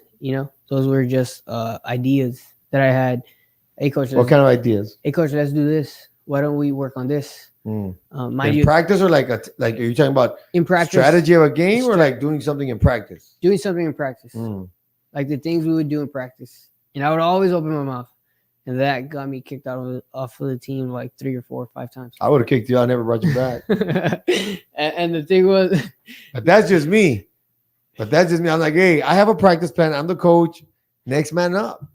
But fortunate for you, I guess you might have been pretty good. They're like, hey, sabes que vente para atrás. Yes, and it would happen all the time. And he was like, hey, you got to apologize to everybody. Guys, I'm sorry for being disrespectful. Do you guys take me back in? And Jerry over there laughing like in the back. And yeah, we got you. But I had to apologize. Every time I went back, I had to apologize. And like, it's just funny to me now, But I just wish I did things differently in that aspect. I wish I would go to the coach's office and be like, hey, coach, like, look, I have this idea. Like, can we do this? Can you give us an example of an idea? I would want to work in positioning, like espacios reducidos, you know what I mean? Instead of just playing. So you're telling his coach how to run you're telling the coach how to run the practice, or how to run your practices. Yeah. But okay, so here's my thing.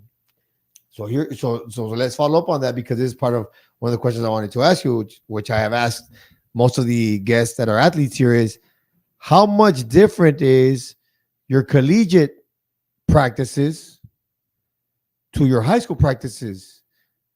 And in your criticism or in your feedback, could the high school practices have been a lot better?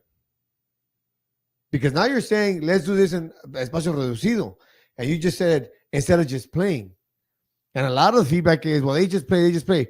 Well, why not go more skill work? Yes. Or why not work this or this movement or this certain play?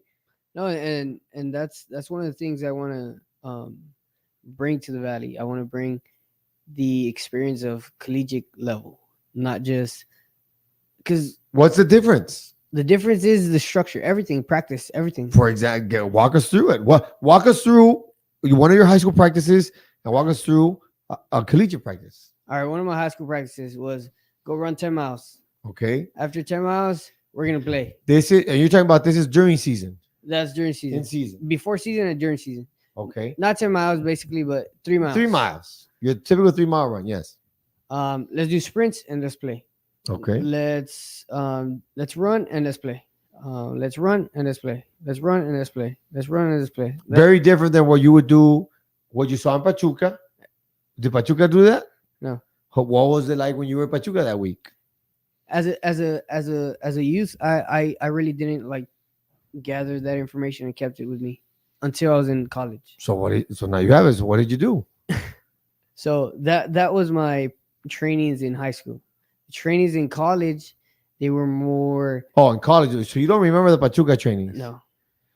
Was it more playing or was it more skill work? I went for a tryout, so it was more special reducidos and stuff. And playing and this. Okay, so And you're playing. it wasn't more like playing, but it was more like how fast you release the ball, how you move, you check your shoulder, those type of things. And Okay. they're observing me, Right. you know. So it wasn't more, and I was more focused on I have to do good. I wasn't. Right. I wasn't. What do they do? I see what you're saying. You know. So, okay, so you're running and you're playing in high school. College, what does that look like?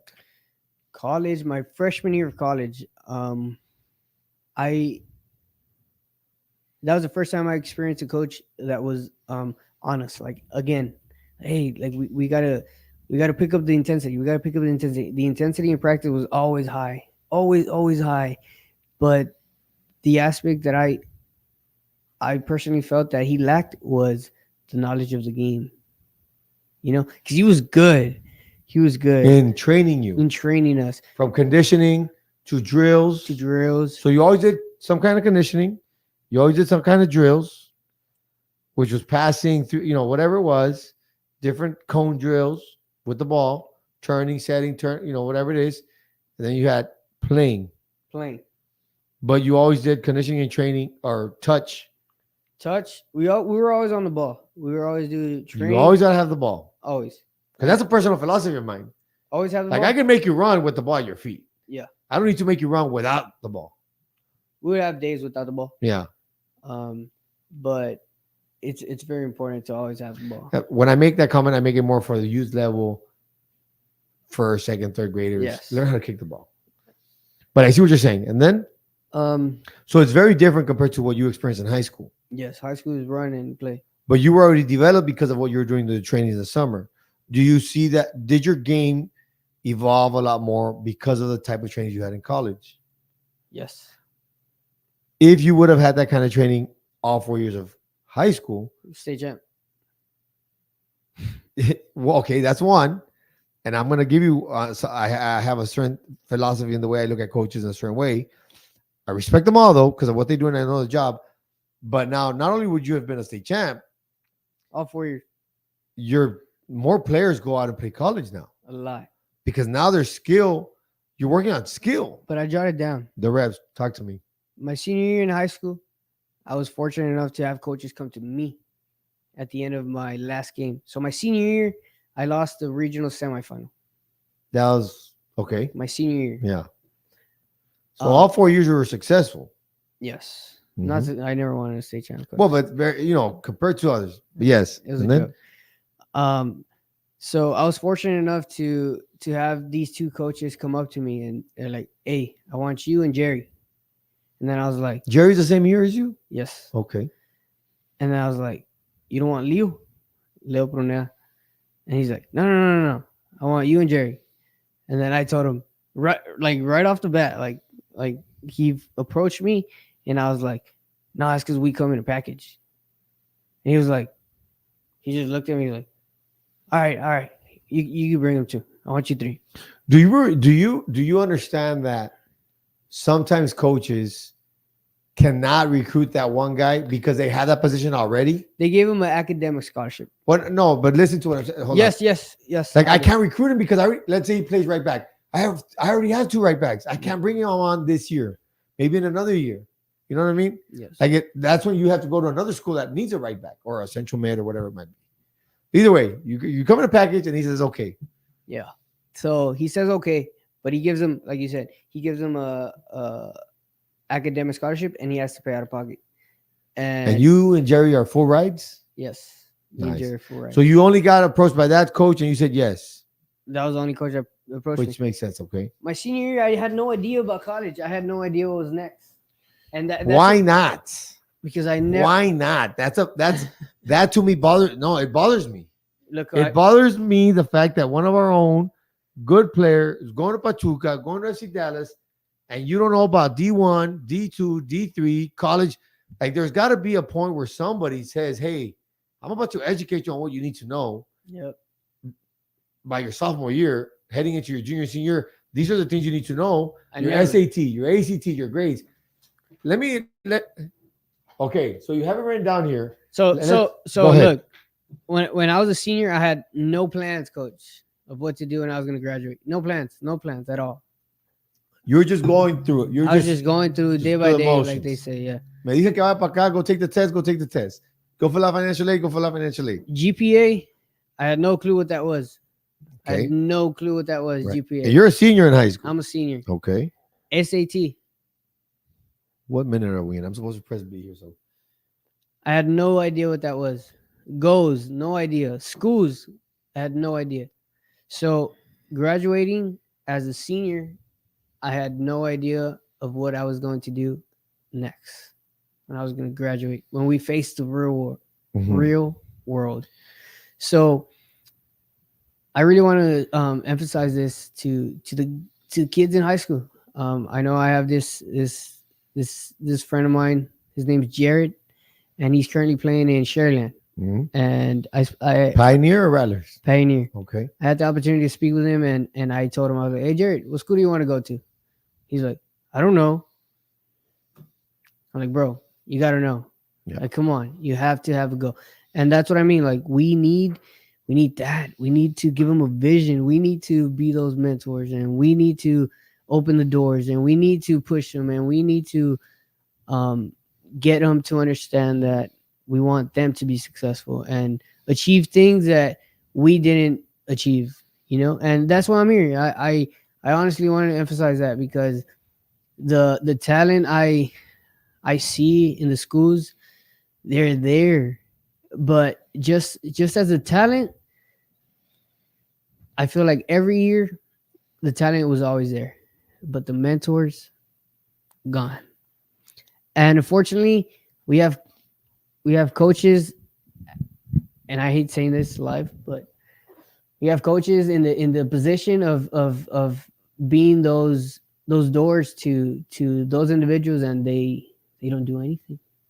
But because those kids were already developed and they gave them success, people think that The coach did. They've done it all. The coach is responsible for Mosso's success. Mosso's good because, so you're trying to tell, let me correct me if I'm wrong. So what you're trying to say is that because you're so good, the coach is the one that made you good, whether it's a JV coach, a varsity coach. Is that what's happening? Or do you want to be more clear on saying, well, yeah, but we were already good before they got us? In my case, I was developed by other people. Okay.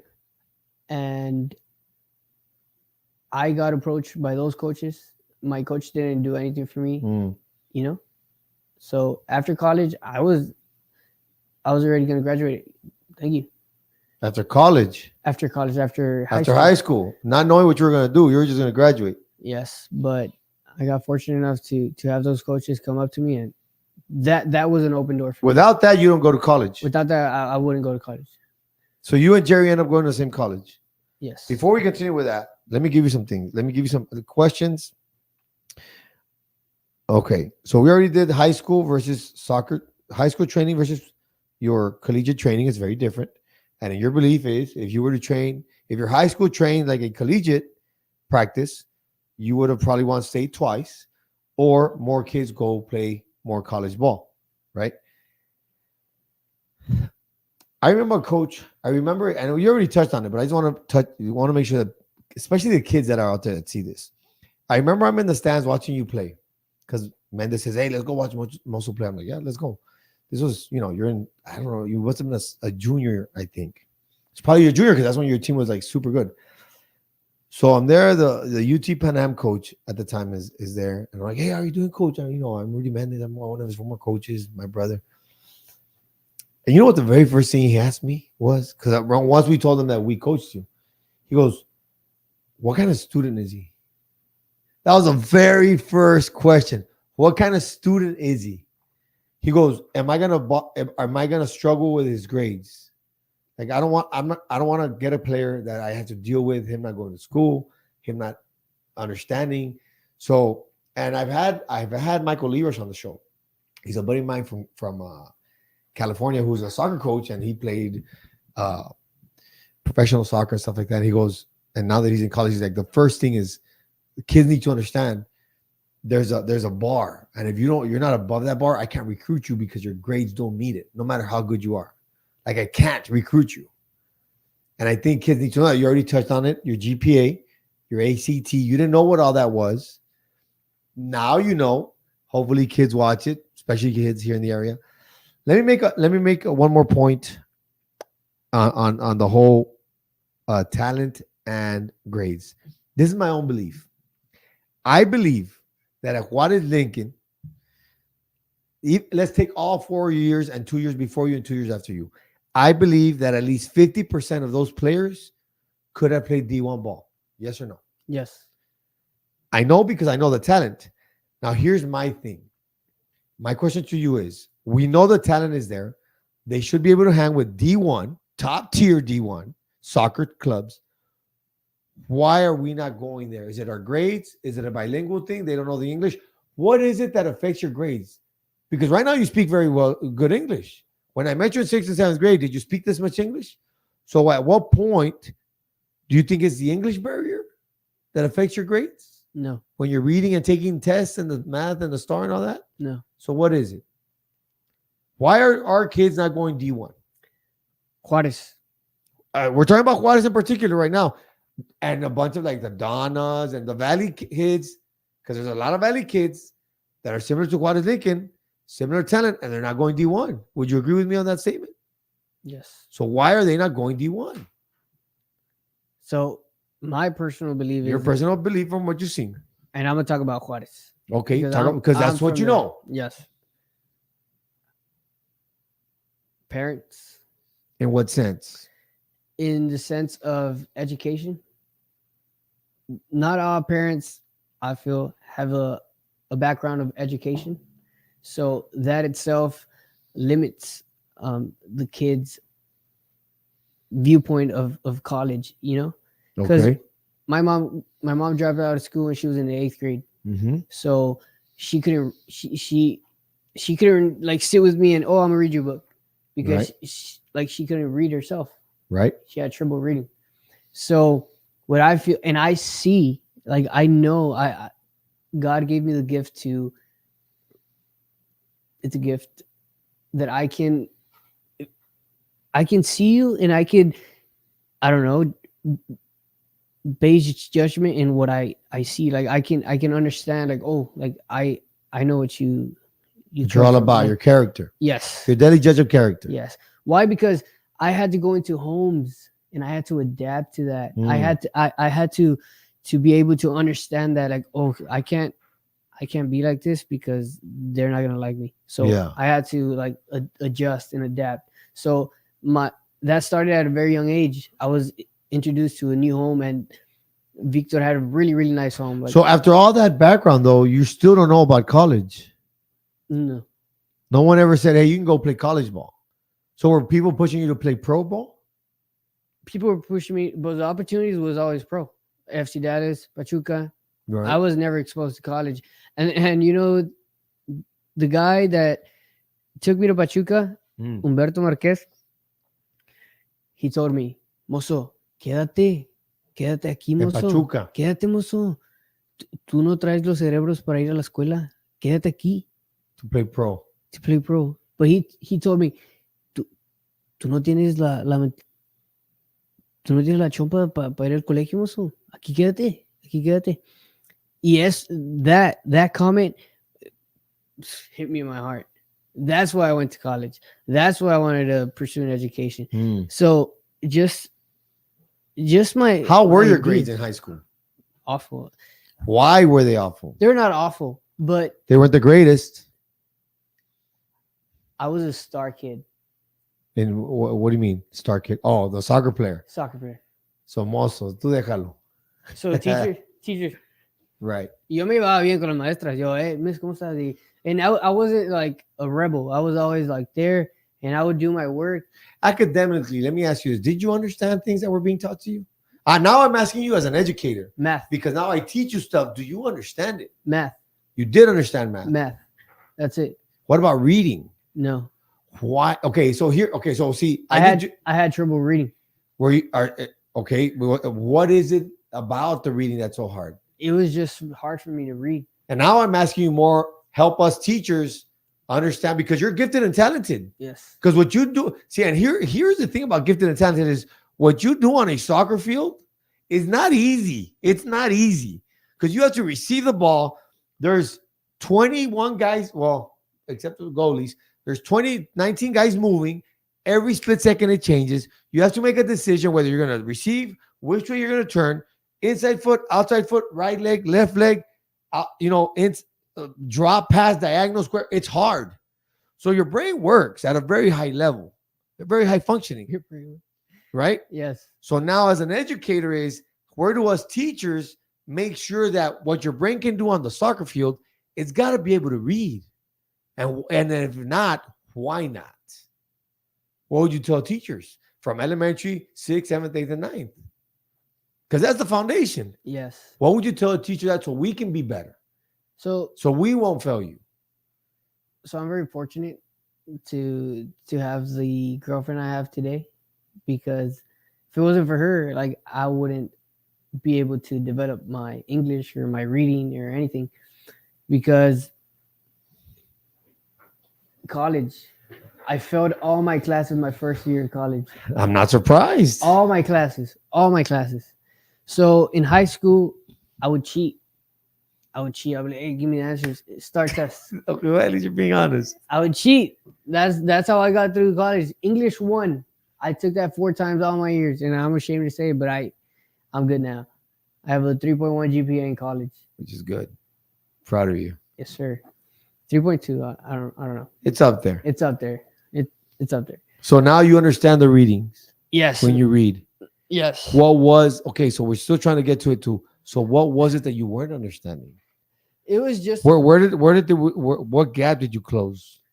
The gap my girlfriend closed was like, hey, you got to do it. I'm not gonna do it for you. Well, I know that, Mosso, but from the understanding of your brain, what was it that you like? Oh, this is what I was. I was gonna read. I'm gonna read, and they do popcorn reading. Oh, Mosso, you're gonna read. Okay. So I was scared. I was like, oh, I can't pronounce the words. No, I'm not gonna read. And I'm not gonna read. Because Why? you couldn't pronounce it? Because I couldn't pronounce the words, and I'm reading in front of everybody. So everybody's gonna see the level of. So you're embarrassed. You Embarrassed. you didn't want to be embarrassed. I'm not gonna read. And the teacher, why not? Why you gotta read? And they thought I was doing it because I just didn't want to read. So okay, so you're embarrassed. That's one. From a teacher's aspect, we have to understand kids get embarrassed. Okay, what's the other? The gap. Where can we understand? What was it the aha moment that now you understand what you're reading? So okay, how about this?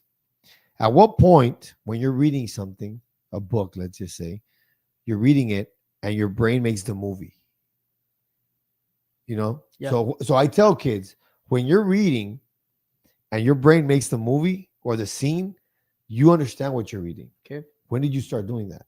When did I start? When did your brain when was your brain capable of doing that? 3 years ago. And you were how old? I was like 21. And why was it not happening in high school or in junior high? I can tell you, I couldn't do that till my freshman year in high school. I just couldn't do it. Why? Because I had trouble reading, and because it was a personal choice that I'm not gonna do it. So it's the fact that you refused to do it. I refused to do it. So the lack of practice. The lack of practice. But when you were reading in junior high or in elementary, you understood the words. Yes. You could pronunciate and you understood. Yes. Words. I was good, but till like the test got harder, and then we had to read like way harder. And then we had to read like 4.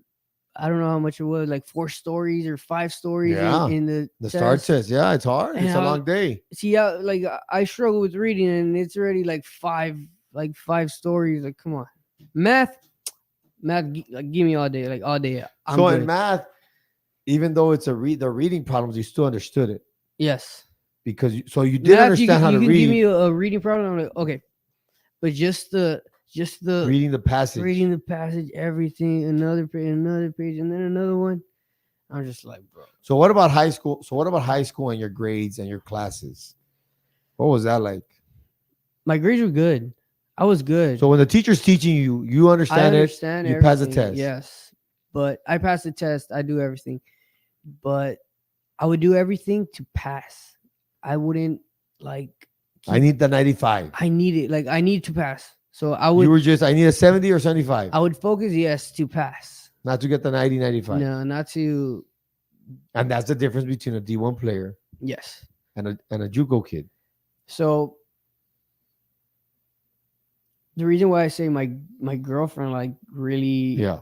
really taught me that was because she was like, I'm not gonna do your homework. I'm not gonna help you with your homework. I'm not gonna do it for you, because she was doing it for me. And so she was like, you know what? Like, Ya fue mucho. I'm gonna stop helping this guy. Like, let him do it. Enojado. So did you? Enojado. Yeah. I would never want my daughter to do anybody's homework. I And- would tell. I think I'm going on the record on YouTube. And a few years from now, if my daughter ever has to do homework for someone, be like, look, get out of there. Just get out. Get out of there. Like, say bye. Yeah. Right? That's why I'm fortunate. That's what I'm saying. Yes, you are fortunate. You're very fortunate. But and look, I jotted down. What do you got? I said, my girlfriend has discipline in doing things because of her mother. Her mother taught her that discipline Right. of doing things, of being responsible, of hey, like, tú no decides. Like, you have to do it. Why? Because she knew that, oh, that's gonna get you places. That's gonna Right. help you, and that's why I go back to the parents. Parents have to do a lot with kids going to college or not.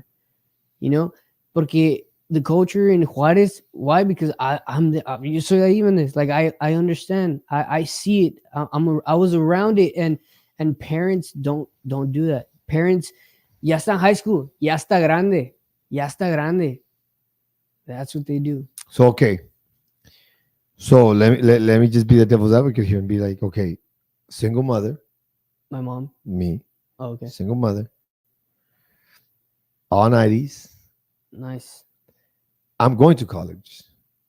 So now where do we draw the line and say, my mom was not educated. My mom didn't have any idea, but I knew. So where do we say, and I do understand parents have something to do with it, and it helps a lot when you have that support and that push. Now, what other things could we do for Juarez? We're talking about Juarez right now specifically. Amazing, talented soccer players. Get them to D1, D2, top tier D3 college. Besides saying the parents, they like parents. What else can be done besides that? Okay, well, I'm just gonna backtrack a little bit. Okay. Single parent, right? A single parent, but all that success I had in high school wasn't fulfilling my happiness. I would go home from practice. I would go home to chaos.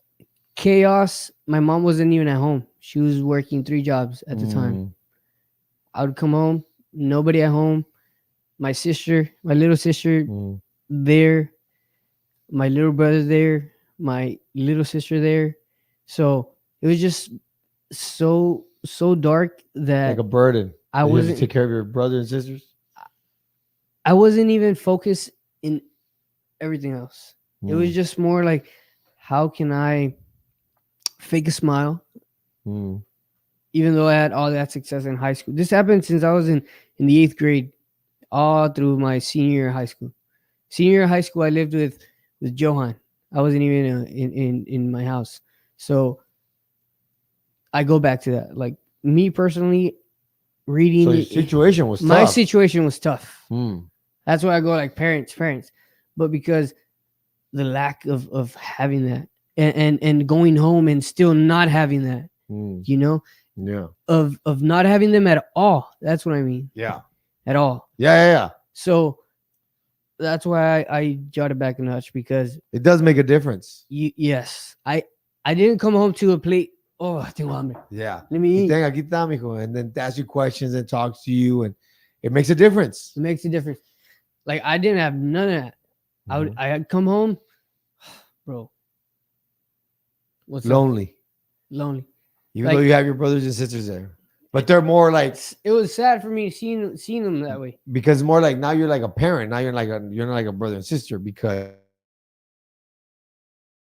It was just hard. It was yeah, just yeah, yeah. my all that success in high school, everything. It was just hard. It was just more like a burden. I had everybody. Oh, Mosso is Mm. the kid, the whatever, but nobody really knew the story behind that kid. Yeah, you still got out though. You Still still got out, made it, which and is good. I'm still here. But But that's a story. But that's a It's story. not easy. yes, Okay, so your situation is hard, parents. So because of that, what else? I wasn't focusing on the things that mattered, which was school, grades, um, college. I wasn't. I was just not focused till I graduated from high school, and I was, bro, what's next? So now you're going to college. I don't want to work. I'm not ready to work. Like who wants to work on this? Like I still want to play soccer, and, Right. and that's gonna be taken away from me. Like But all that paperwork had already been done before you graduated? the what? Like you already knew you were going to school, No. but they approached you What are you asking me? from your senior year when you graduated high school Yes. to college, Okay. but you already knew you were going to school. Okay. Yes. Are you talking about after? Are you talking about after college or right now? I'm talking in the process of me being a senior Okay, and knowing that high school senior. high school senior and knowing that playoffs can be one of my last games. Okay. And what's next? Like what's next? I see what you're saying. So every game I was going into like, bro, this is it. If I lose, I'm out, and that's it. Because the coaches hadn't approached you. I was still first round playoffs. You First right. round, you're out. So you If you still lose, didn't you're know out. you're going to school at this point. I at the way my thinking was at that what am I gonna do after school? So It's nerve-wracking. first round, tenía eso like behind me, like I have to win. I have to win state. Like I have to. But I remember my senior year, I messed up my knee, my left knee, and I was out for like the playoffs for the last games in district. So coming into playoffs, I had that left knee. I was even in the hospital. I went to the hospital in the game de mission, like when it happened. But yes, when I graduated, I had that opportunity que me dio los college coaches. What was I saying? So you didn't know what you were going to do. You're worried about it. It's a stress in your mind. Every game that's in the playoffs could be your last game. Not knowing you still didn't know you're going to school. So it can be stressful. Luckily for you, after that last game you lost, they approached you. Then you filed paperwork. What is that like? I'm just doing what it takes to be able to be accepted in the school. So they're telling you, hey, fill this out. Hey, what's your GPA? Hey, what's this? What's that? And I'm just like, what is that? Like they're asking for all of this. So they're asking for all of that. You don't know. So they're like, all right, we'll be in contact. And I remember they would text me. They're like, hey, send me your stuff. Mosso, send me your stuff. Mosso, Jerry and Mosso, send me your stuff. Yeah. So I go to financial aid office. They do everything for me. Right. They help you out. And I'm good. I'm good to go to a JUCO. In JUCO, there's not really any like restrictions. Like anybody can go to a JUCO. But coming into my first year of college, I failed all my classes. Why? Because I didn't have the discipline to take care of my homework, my classes, anything. Because everything was given to me in high school. Right. So I had to face that. I had to face the real world, in that aspect, in that sense. But yeah, it was tough. It was tough. And what was the talent like? It was a whole nother level. Were they a lot better than kids from Juarez? Yeah, definitely. Like everybody, like the level of college compared to high school is top notch. Like there's a huge gap. Are they faster? Are they stronger? Are they better than the ball? Their decision making is better. It's because my coach was a group recruiter. Because we would play against like other colleges and we were dominant, But so your team was really good. My team was really good. So that's why. What made them good? Were they faster, stronger, smarter, while they were playing? Okay, man. Let's say you go. Let's say you're a recruiter, Mhm. and you go to all these high schools. What players are you gonna get? The best ones. The best ones. So that's what he did. So that's what he did.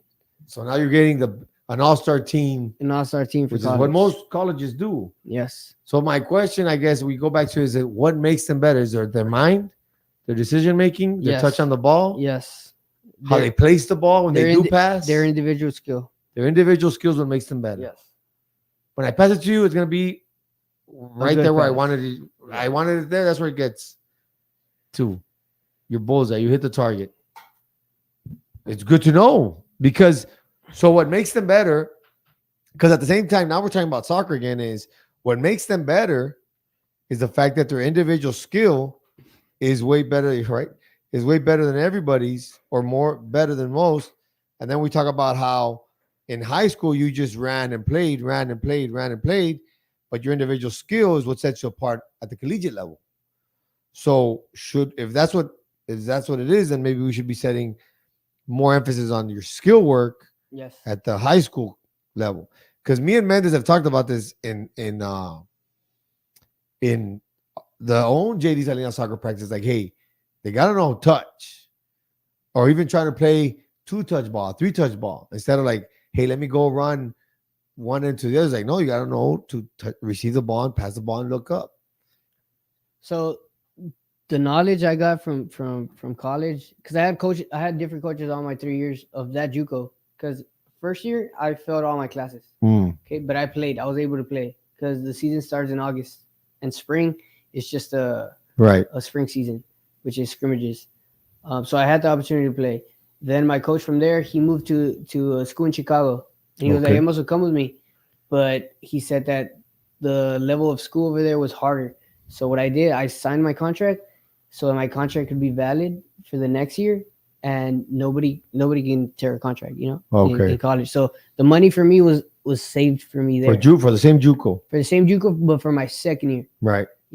So he did that for me as a coach. Right. He's like, look, if you sign this money is yours. Like, right. This money is yours. So that's what I did. I signed it. So you're there for the second year. I'm there for second year, but another coach comes in, and his name is Coach Sal. The best coach I've ever had. Yeah? What set him apart? What was it about him? His knowledge of the game. The attack, the formations. It's because, okay, I'll break it down. The way, the things he would teach us. Don't make a square pass. If I tell you that, what do you think it is? Don't make a pass into the middle, square pass. I don't want a square pass. Okay. So what is it? Don't make a square. If I'm on the outside, don't make a square pass inside. Okay, I had no idea what that was. Okay, so he would teach me all of that. Don't make a square pass. And I was like, well, what's a square pass? And he's like, I don't want this. I want diagonal passes. Right. So I started seeing okay, I get it. And he was like, play the correct foot. When you're giving a pass, play the correct foot. I was like, what calls for a right foot. What do you mean play the correct foot? He's like, okay, Mosso, if I give you a pass and I want you to turn, to what foot am I going to play the pass to? And I'm like, to your right foot. He's like, why? And I was like, because I want you to turn that way. He's like, correct. And if you play to the left foot, why do you play the left foot? And then I just said, because I wanted it back. Correct. You see, so he was showing meticulous me detail. The detail. The detail makes a difference. So when you say play the correct foot, is with the passer. You're talking about the passer. The passer is playing the correct foot. So I see the defender on the left. I need to pass it to your right. Yeah. So I know. So you turn left. Yeah. So the knowledge he was putting into my head, he was expanding my knowledge, and I was like, oh. But you didn't have that knowledge yet. Nothing. I went to Pachuca. I went to Forza VIP. I did all of that. Individual, I was solid, but as mental. Now it's mental and understanding the game.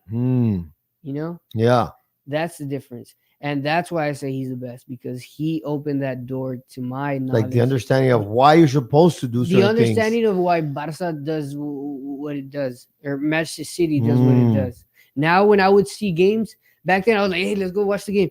And I would just watch the game. Now I would watch the game and I was like, hey, look how he moves. And look how he's running. And look where he passes. You see that run? And here it comes. Yeah. Like all of that. He gave me that eye to understand all of that. So which is a big difference. That's what I mean. It makes you so much better. So much better. So now imagine you having that knowledge your sophomore and junior year. State champ. It makes a difference. I'm telling you. It makes a difference. But that's what I mean by the difference in college and in high school. And imagine having those coaches in high school. Imagine having those coaches in high school. So here, let me go on a rant. So here's my. They fired him. It's okay, but it's not. This is not against any person, individual person. Who would they fire? The collegiate coach? That coach. Why? Because the lack of discipline in my team. Oh.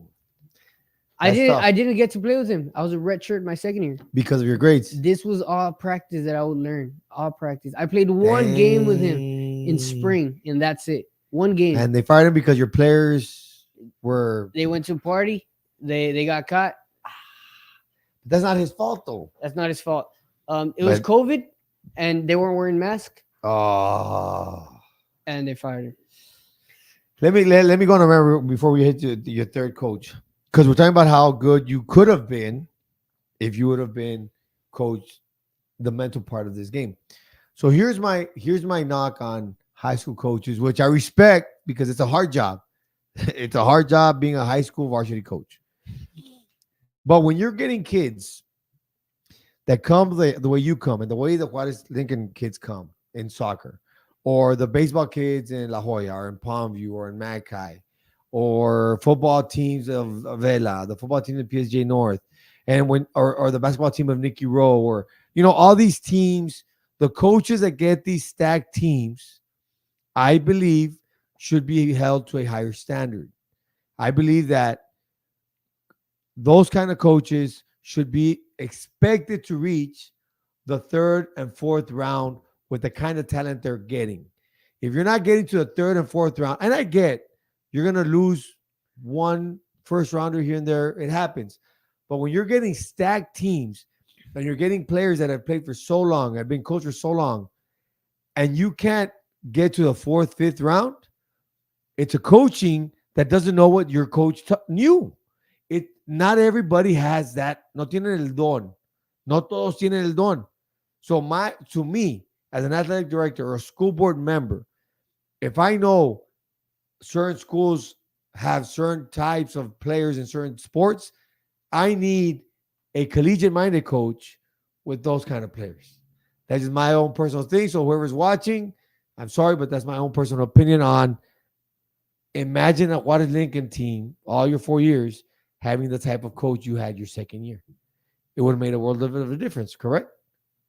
Yes, sir. And okay, the intensity of my first year coach. Intense. Every practice. Every practice was at a high level. Okay. The ball was always. The ball was fast. The ball moved faster than anybody. Right. It was fast. It was a boom, fast. The ball never stopped running. Right. My second year, knowledge of the game, small detail. The details make a huge difference. Play the correct foot. Hey, don't play a squared pass. Hey, you got to move here. I didn't learn that till my third year. You got to move here. I learned that till my third year. So my second year was more like understanding the small detail. My third year, I had a German coach from Germany. So he knew his soccer. He knew his soccer. He had his WIFA license. Nice. Yes. And he taught me, hey, you got to move here. Why? Because look, it was all about movements on the field.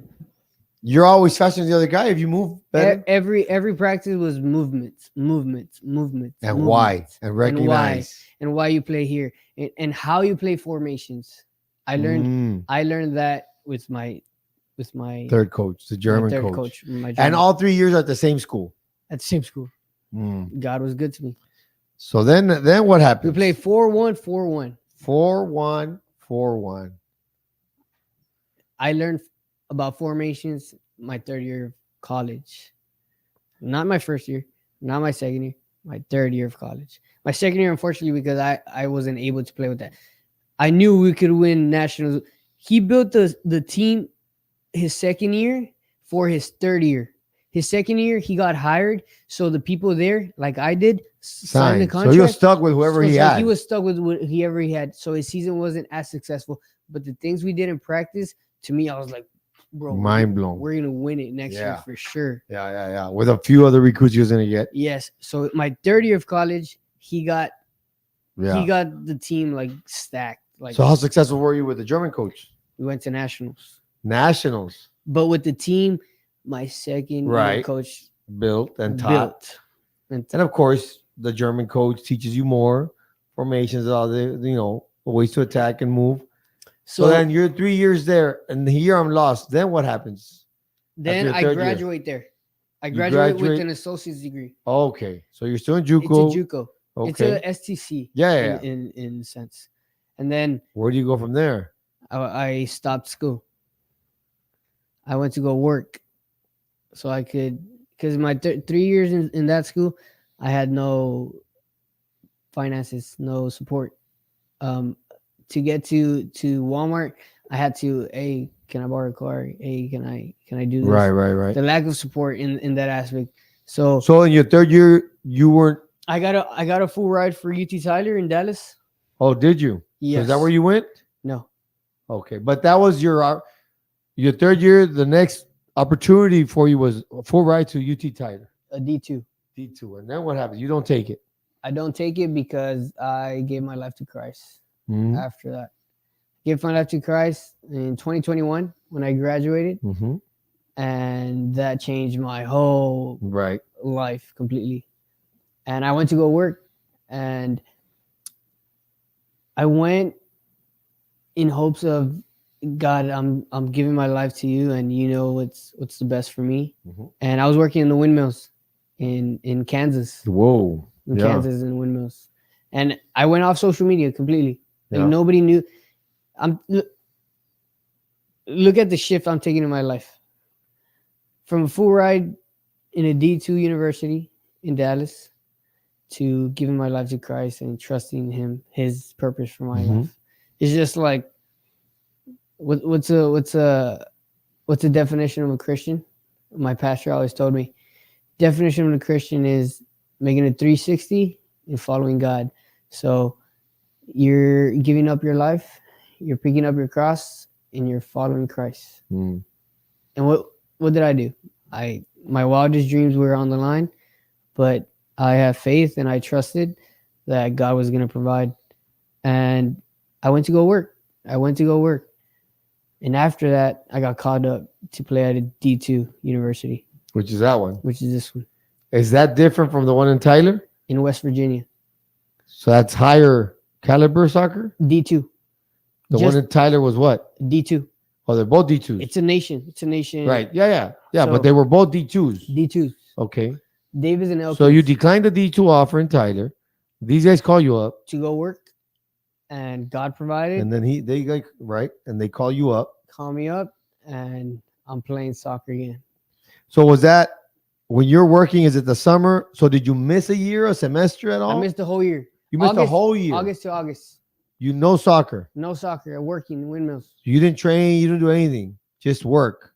He called me up. He's like, Mosso, we want to give you a scholarship over here. How did that come about? Where did someone tell him about you, or how did that work? So my third year JUCO, we went to nationals. Mm-hmm. In nationals, the UT Tyler went to go see me. Mm. UT Tyler coach. Games before in scrimmages, Right. he was like, "Hey, I'm gonna give you a full ride. Come play with us." I was like, So "Okay." you already know that opportunity was going to be there. Yes, I already signed for that school. Mm. In a national tournament, this school approached me. What's the name of that school? Davis and Elkins. Okay. Davis and He Elkins. approached me. He's like, "Hey, Mosso, I want you to go play for me." I was like, "All right, yes, coach." And his name is Dean Johnson. Mm. He's just a really good coach and a good recruiter too. But I was debating of where to go, and my coach was like, "No, Mosso, why are you gonna go all the way to West Virginia? Go to UT Tyler. Go to UT Tyler. It's here. You're gonna be close to your family." Mm. And so I was convinced to go to UT Tyler Yeah. instead of going to Davis and Elkins, but I went to go work. So I Yeah. dropped the ball in both. So the difference in coaches was that the UT Tyler coach was like, "No, you can't do that to me. What do you mean? I have that spot for you, and it's already solely in the year. I can't recruit nobody else. Like, what am I gonna do with Yeah, you kind of your put him in money?" a bind. Yes, That was unfair to him. yes. So I was like, "I'm sorry, coach. Like, fortunately, like I want to stick to that. I want to stick to the opportunity, but I feel like my calling is somewhere else." So I did what I did, and I worked from August to December, 4 months in the windmills, and then I came back, and I was here for January, February, March, April, May, June, for 6 months. And during those 6 months, I was working. I was training, playing here and there. And Oh, so those 6 months you did train. yes, Okay, so you're still playing soccer. active. Right. After 4 months, I was just stopped. Working. But then 6 months of activity, and Don't they get me call you wrong. up. But how did they call you up? When I was working, it was like, "Hey, didn't you go to UT Tyler?" I was like, "No, coach." And I sent him a picture of work. I'm like, "I'm working Okay. in the windmills." He's like, "Come play for me. Come play for me next fall. Come play for me." So he already started telling you, hey, come in the next fall. So I was like, "All right, yeah." I saw the effort that he really wanted me. So I was like, "I'm going there. No matter what, I'm going there." Because my other coach, like, no communication Right. whatsoever. Yeah, después de lo que le hice. So I was like, okay, I'm willing to go to West Virginia. So I go work. Do your paperwork. No. When do you start doing all that paperwork? I go work 4 months. I buy myself a car.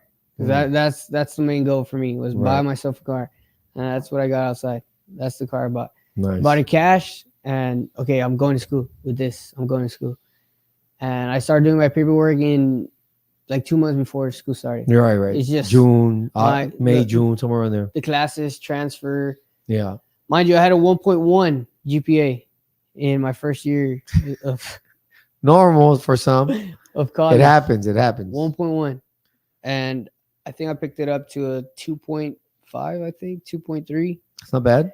And then I went to 2.7. I think I went to West Virginia. Passed my classes. Played soccer for how long? Played there for 4 months. Okay. In 2022, August, September, October, November, December, 5. So the soccer season in college is at the beginning, in the August, fall. fall. In the fall. Yes, no spring season. So when you go to school in West Virginia, you complete how many semesters over there? 5 semesters. 5 semesters, 5 months, 1 semester. And then what happened? Then I transferred to UTRGV. Oh, to play soccer here? To play soccer here. Oh, okay. So how many? So when was that?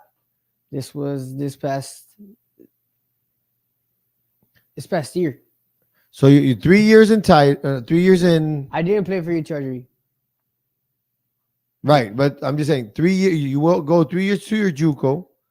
You take a year off. You play a semester in West Virginia. D2, 1 semester, and then I come here for the spring. I take classes here in the spring. In the spring you're here. Why did you come here and not stay over there? Because I wanted to transfer to a D1. Oh, I see. Okay, so so in West Virginia you transfer to UTRGV. So you're here to play D1 in the spring. And then play for the fall here. And then you just finished. No, the spring is right now, right? No, wait. What did I miss? No, you're right. Spring. Right. No soccer. With school, but transferred to UTRGV to play. And then this past summer happened. And fall started. Which was this. And did you play, or what's going on there? I didn't play. Are you going to school in the fall? I'm going to school. Okay. So you just finished your semester. I finished my semester. I just didn't play. Why? Because in the spring, I was in communication with the head coach here in UTRGV, and he was willing to take me in. But he told me, he was like, if you want to play for us, you have to change your major. And I was like, all right, coach, I really want to play. That's why I'm here. I really want to play. Okay. Besides my girlfriend, I want to play. Yeah.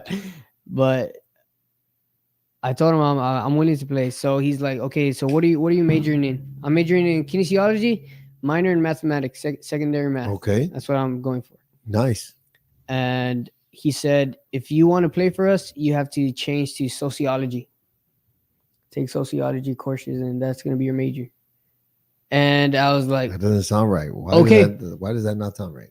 I'm like, okay, coach, whatever. Whatever. I want to play. I want to play. Yeah. So he's like, okay, so in the summer you have to take 2 classes in summer 1 and 3 classes in summer 2. That's a whole semester Yeah. in the summer. Yeah. So I was Which like, people do sometimes. all right, I'm willing to do that in the summer. So summer 1, The summer that just happened. summer just happened. I was taking 2 classes for sociology. No, I'm big coach. It's hard. But I was learning things that were just, it was just like a blur in my head. Yeah. And it's fast because in the summer. Just stressful. It was just too much for me. And I prayed, like I said, I gave my life to Christ, and I was praying, and I was, God, give me a clear vision of what I am doing with my life. Because at that point I felt that I was hitting a door and I was trying to go through it no matter what, which was playing D1 soccer. And I remember this one time I was with my girlfriend, and I just asked God, hey, confirm it to me with, like, if I'm supposed to continue this major or if it's time for me to let go. Right. And I remember it was just clear in my thought. It was just clear. It was just like, hey, Mosso, you're holding on a rope and I'm up here telling you to let go. I see, like that's how he described it to me. Yeah. I'm holding on to this bottle and God's like, hey, let go. Yeah. let go. Yeah. I got you, So that's what I did. It didn't feel right of me trying to make my dreams come true and doing whatever it takes to make it happen. So I let that opportunity go, and I spoke with the head coach from UTRGV, and I told him, hey, coach, this major is not for me. I'm worried about my future. I really want to play for you guys, but I want to continue pursuing my education in kinesiology and minor in mathematics. Right. Okay, Mosso, well, you're not going to be able to play for us. Thank you. That's how it happened. That's why I'm not playing here at UTRGV, because I trusted God that he was going to confirm to me what my purpose was or what I was going to do. And he gave me that. You see, like, I was willing to do whatever it took for me to play for him. Yeah. And God confirmed it to me, like, hey, what are you doing? Look. And he just confirmed it to me, like, oh, okay, so thank you. So then in the fall, so you tried sociology in the summer. What did you do in the fall? I switched majors again. So in the fall you go back to kinesiology and mathematics. Yes, sir. And then you have what? How many more semesters till you finish? A year and 1 semester, because since I've been transferring so much, Yeah. Classes. Yeah, you lose some classes here. Don't class here. No, I have like a bunch of classes that just don't count for my major. Yeah. So I still need a year and a semester to graduate. So then you have spring semester and the entire school year next year. Yes. And you graduate with kinesiology and mathematics. But then again, this spring semester, I decided to pause in school. I'm working. And that's the job I'm working right now. Oh, over there. Okay. Yes. So you're not going to go to school? This spring semester, no. And then you'll go back in August Online. or maybe the summer? No, summer online. Summer online. And soccer? If I'm completely honest with you, I feel that everything we spoke about, the coaches, I feel like God's guided me to be that door in the lives of many individuals that have talent, but they don't have mentors in that aspect. So you need to go into coaching? That's what I'm pursuing. Mathematics. Why mathematics? Because I was always good at it, and I like math. And I really want to be those mentors to those. I'll tell you what, though, when you're a math teacher, it's so easy to get picked up. Yes. It's so easy to get picked up. I've been to games in Juarez, and I've always had. Would you want to go back to Juarez? And that's your goal to Juarez. be the head coach at And Juarez Ramos Lincoln? knows. Hopefully Ramos Coach is watching Ramos. it. He tells me, hey, I'm already going to retire. Come on. I'm like, wait for me, coach. Wait for me. Yeah. But no, Ramos and I are really, really close. That's good. Yes. Now, let me ask you this. Now you mentioned Ramos, and it dawned on me that I haven't asked you this question. is you mentioned how Coach Ramos would make you guys run and then play. And we debate this, and I'm on the other side is, and Alanis one time we are talking about it, he goes, no, man, let me give you the best. This is Alanis's best explanation. I stole it from him. He goes, so the debate is, should soccer players run 3 to 4 miles every day and train like a cross-country runner? If my son ends up playing high school soccer and he's pretty good at it, I don't know, or he's average, he can play on the team, whatever. Maybe his junior or senior year. I wouldn't let him run cross country. I'm like, why are you going to run cross country for? Don't run cross. I'm like, you might as well go play football and do some sprints. I'm against running cross country and training like a cross country runner for a soccer player. So we're debating back and forth. Alani says this: sprinters are come on. Soccer players are sprinters that know how to play soccer. Let me repeat that. Soccer players are sprinters that know how to play soccer. So he's on my side. He believes that you train for speed more than you do 3-4 miles. What's your take on that debate? Where would you side from all your experiences? It's a loaded question. Yeah, it's a good question. My personal philosophy for when I become a coach, they are going to run 3 to 4 miles, but in a weekly basis, one time, not every day. not every day. Well, that's different. See, I agree with that. Yes, I agree with that. because I come back to what I would do in Houston. That's what we would do. We would run 3 miles. Our coaches would time us, and it was once a week. And I came here. I was the best cross country runner in JD Salinas. My freshman year, I got first places in. You did cross country your freshman year? Cross country meet. We had to because I was in the soccer team. Yes, that's right. You had to. I hated it. I hated Right. cross country, but we had to. We had to do it. So no, I don't feel that cross country training is meant to be for soccer players. I don't. I just It's more of a sprinting, conditioning, high intensity interval training, maybe. yes, it's a whole new training. You're not a long distance runner. Long distance, you see all the Juarez kids, like they're all skinny.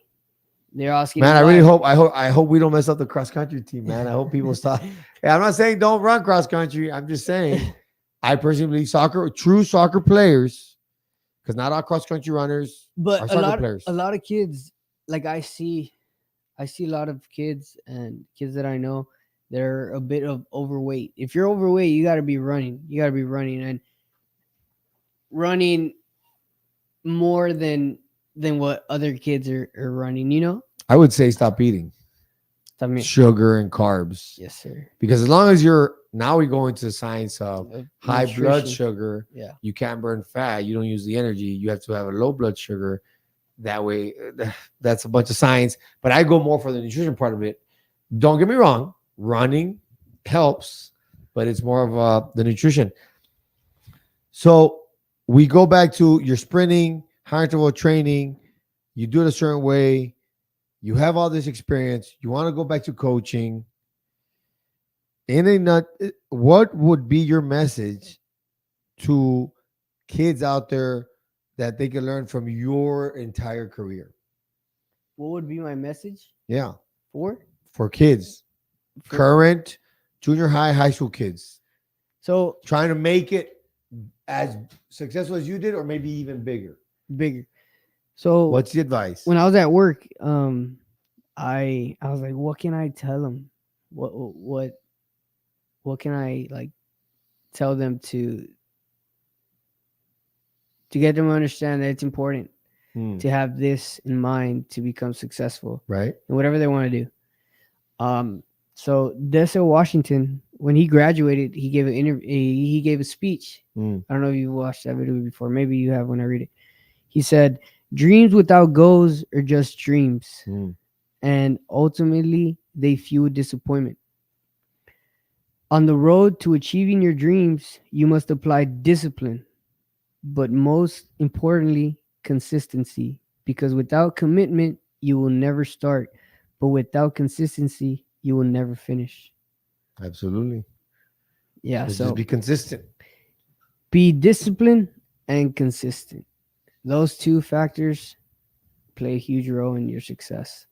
So I come back again. I wasn't consistent when I was in college. I knew what I was supposed to do. I was You raised got to shown. You I were got raised. shown how They gave you the blueprint. to be that different player maker on the field, but I chose not to do it. I didn't have the discipline to do it. I would start, but I wasn't consistent. I'd be Right. like, okay, I'm gonna go train today, but then again, consistency comes in, and I just didn't have that. So I encourage them to be disciplined, consistency, and to have good grades, and to have goals, to have a school in mind. School is so important that people don't realize. People don't realize it. Students don't realize it. The ones that are at your level, which have been many, at Juarez Lincoln, Down North, Bronzo Lopez, Laredo, all these schools have D1 talent, but they don't get there because of that. Yes. What would you tell coaches from all the things that you've already learned? What would you tell coaches or you yourself wanting to be a coach? How to approach coaching? How to approach coaching? Yeah, they're coaching. What would you tell them? Like, hey, you know what? I feel like just as I came along and I developed like new things and new ideas, I feel like soccer itself like changes. Like the game changes. And a lot of problem with the coaches nowadays is that their philosophy doesn't change. Like they think that what was successful like 10 years ago is going to be successful now. You got to evolve then. You got to evolve. Mm. That's what I encourage like coaches to have an open mind to that. Yeah. Because I come across again like I feel like a lot of coaches just stick with what they know and that's it. They just shut that. I mean, I'm assuming having those three different coaches in college helped you out a lot. A lot. Plus the one in West Virginia. Plus he was from England. Oh, so he knew his soccer. He was. So you played that year in West Virginia. Yes. How'd that season go for you? That season we didn't touch base on that much. I was first team all conference. I was all Atlantic region first team. I was second team All American, and we went to the Sweet 16 national tournament. Wait. Time out. Is there any way you can go back to play to that school? Is there any way? If you can go back and play there. He actually wanted me to go play with him D1. He transferred to another school. So then all you have to do is file paperwork? It's different in D1. Your eligibility finishes. Oh, after a certain amount of years, okay. Yes. Oh man. So your clock is ticking. Yeah. The years go by, but your clock is ticking. Whether you're playing or not? You're playing or not. Oh man. So this year that I just sat waiting for each interview was my taking because you were already in a D1 university. Was my last. No matter if you're in or not. Oh, okay. Yeah. Man, it's tough. Either way, but I mean, like you said, your goal is to be a mentor and help the community and help your people that were in your shoes. Yes, sir. Which is fine, which is a good thing. You have but that's pretty good. Those are some pretty good accolades. So for the job interview, they can go to YouTube and go back to like the last 10 minutes, and you have make sure you put that in your resume. Yeah, in high school, I actually got the monitor player of the year in my junior year. Well, besides the trainings, most and I guess here's where some of the we're trying to understand is, so we talk about a while ago. We talked about some people have the el don, lo tienen. What was it about? Because many kids train the way you trained, especially now. You know, from what was the Valley Soccer years when you were there. Yeah, it's totally like different. There's thousands of kids doing what you did when you grew up. But what is it that still separated you? Was it you can say why process things differently, or what is it? Can you pinpoint what it is that made you so much better and so successful than other players? Yeah, I think that's what it was. the way I would think about it. Because then again, I come to my girlfriend and she thinks a certain way about a situation, and I think completely different about the situation. Or we watch a movie and the message in the movie was completely different, and she tells me a whole different like message from the movie. So what I would say is what I would like the way I would process the game. Yes. And is that taught, or why don't other players have that? If you see it on TV and it's sometimes it's so obvious that like I'll be sitting down with my son, like, why'd you pass that? Why not settle it and turn? Yeah. Like it's so easy. Just settle and turn. Don't pass it, or don't head it. Just baja el balón. And I guess that's what made you better than most. Yes, it's just like, I guess how smart you are. We can put in that aspect from the soccer IQ aspect of it. IQ, yes, makes sense. Well, Mosso, thank you so much for coming. ¿Qué horas son? It's late. It's 11:30 p.m. It's time for you to go to bed. No te vas a dormir el camino. No. Hey, Mendezville, hopefully you guys enjoyed Mosso. Man, I learned so much from him just today. I didn't know. I might have to invite him to some of my legacy trainings and help me for get some kids ready for soccer. And thank you so much. Hopefully you enjoyed the show. Have a good night and the stream. Later. Peace out.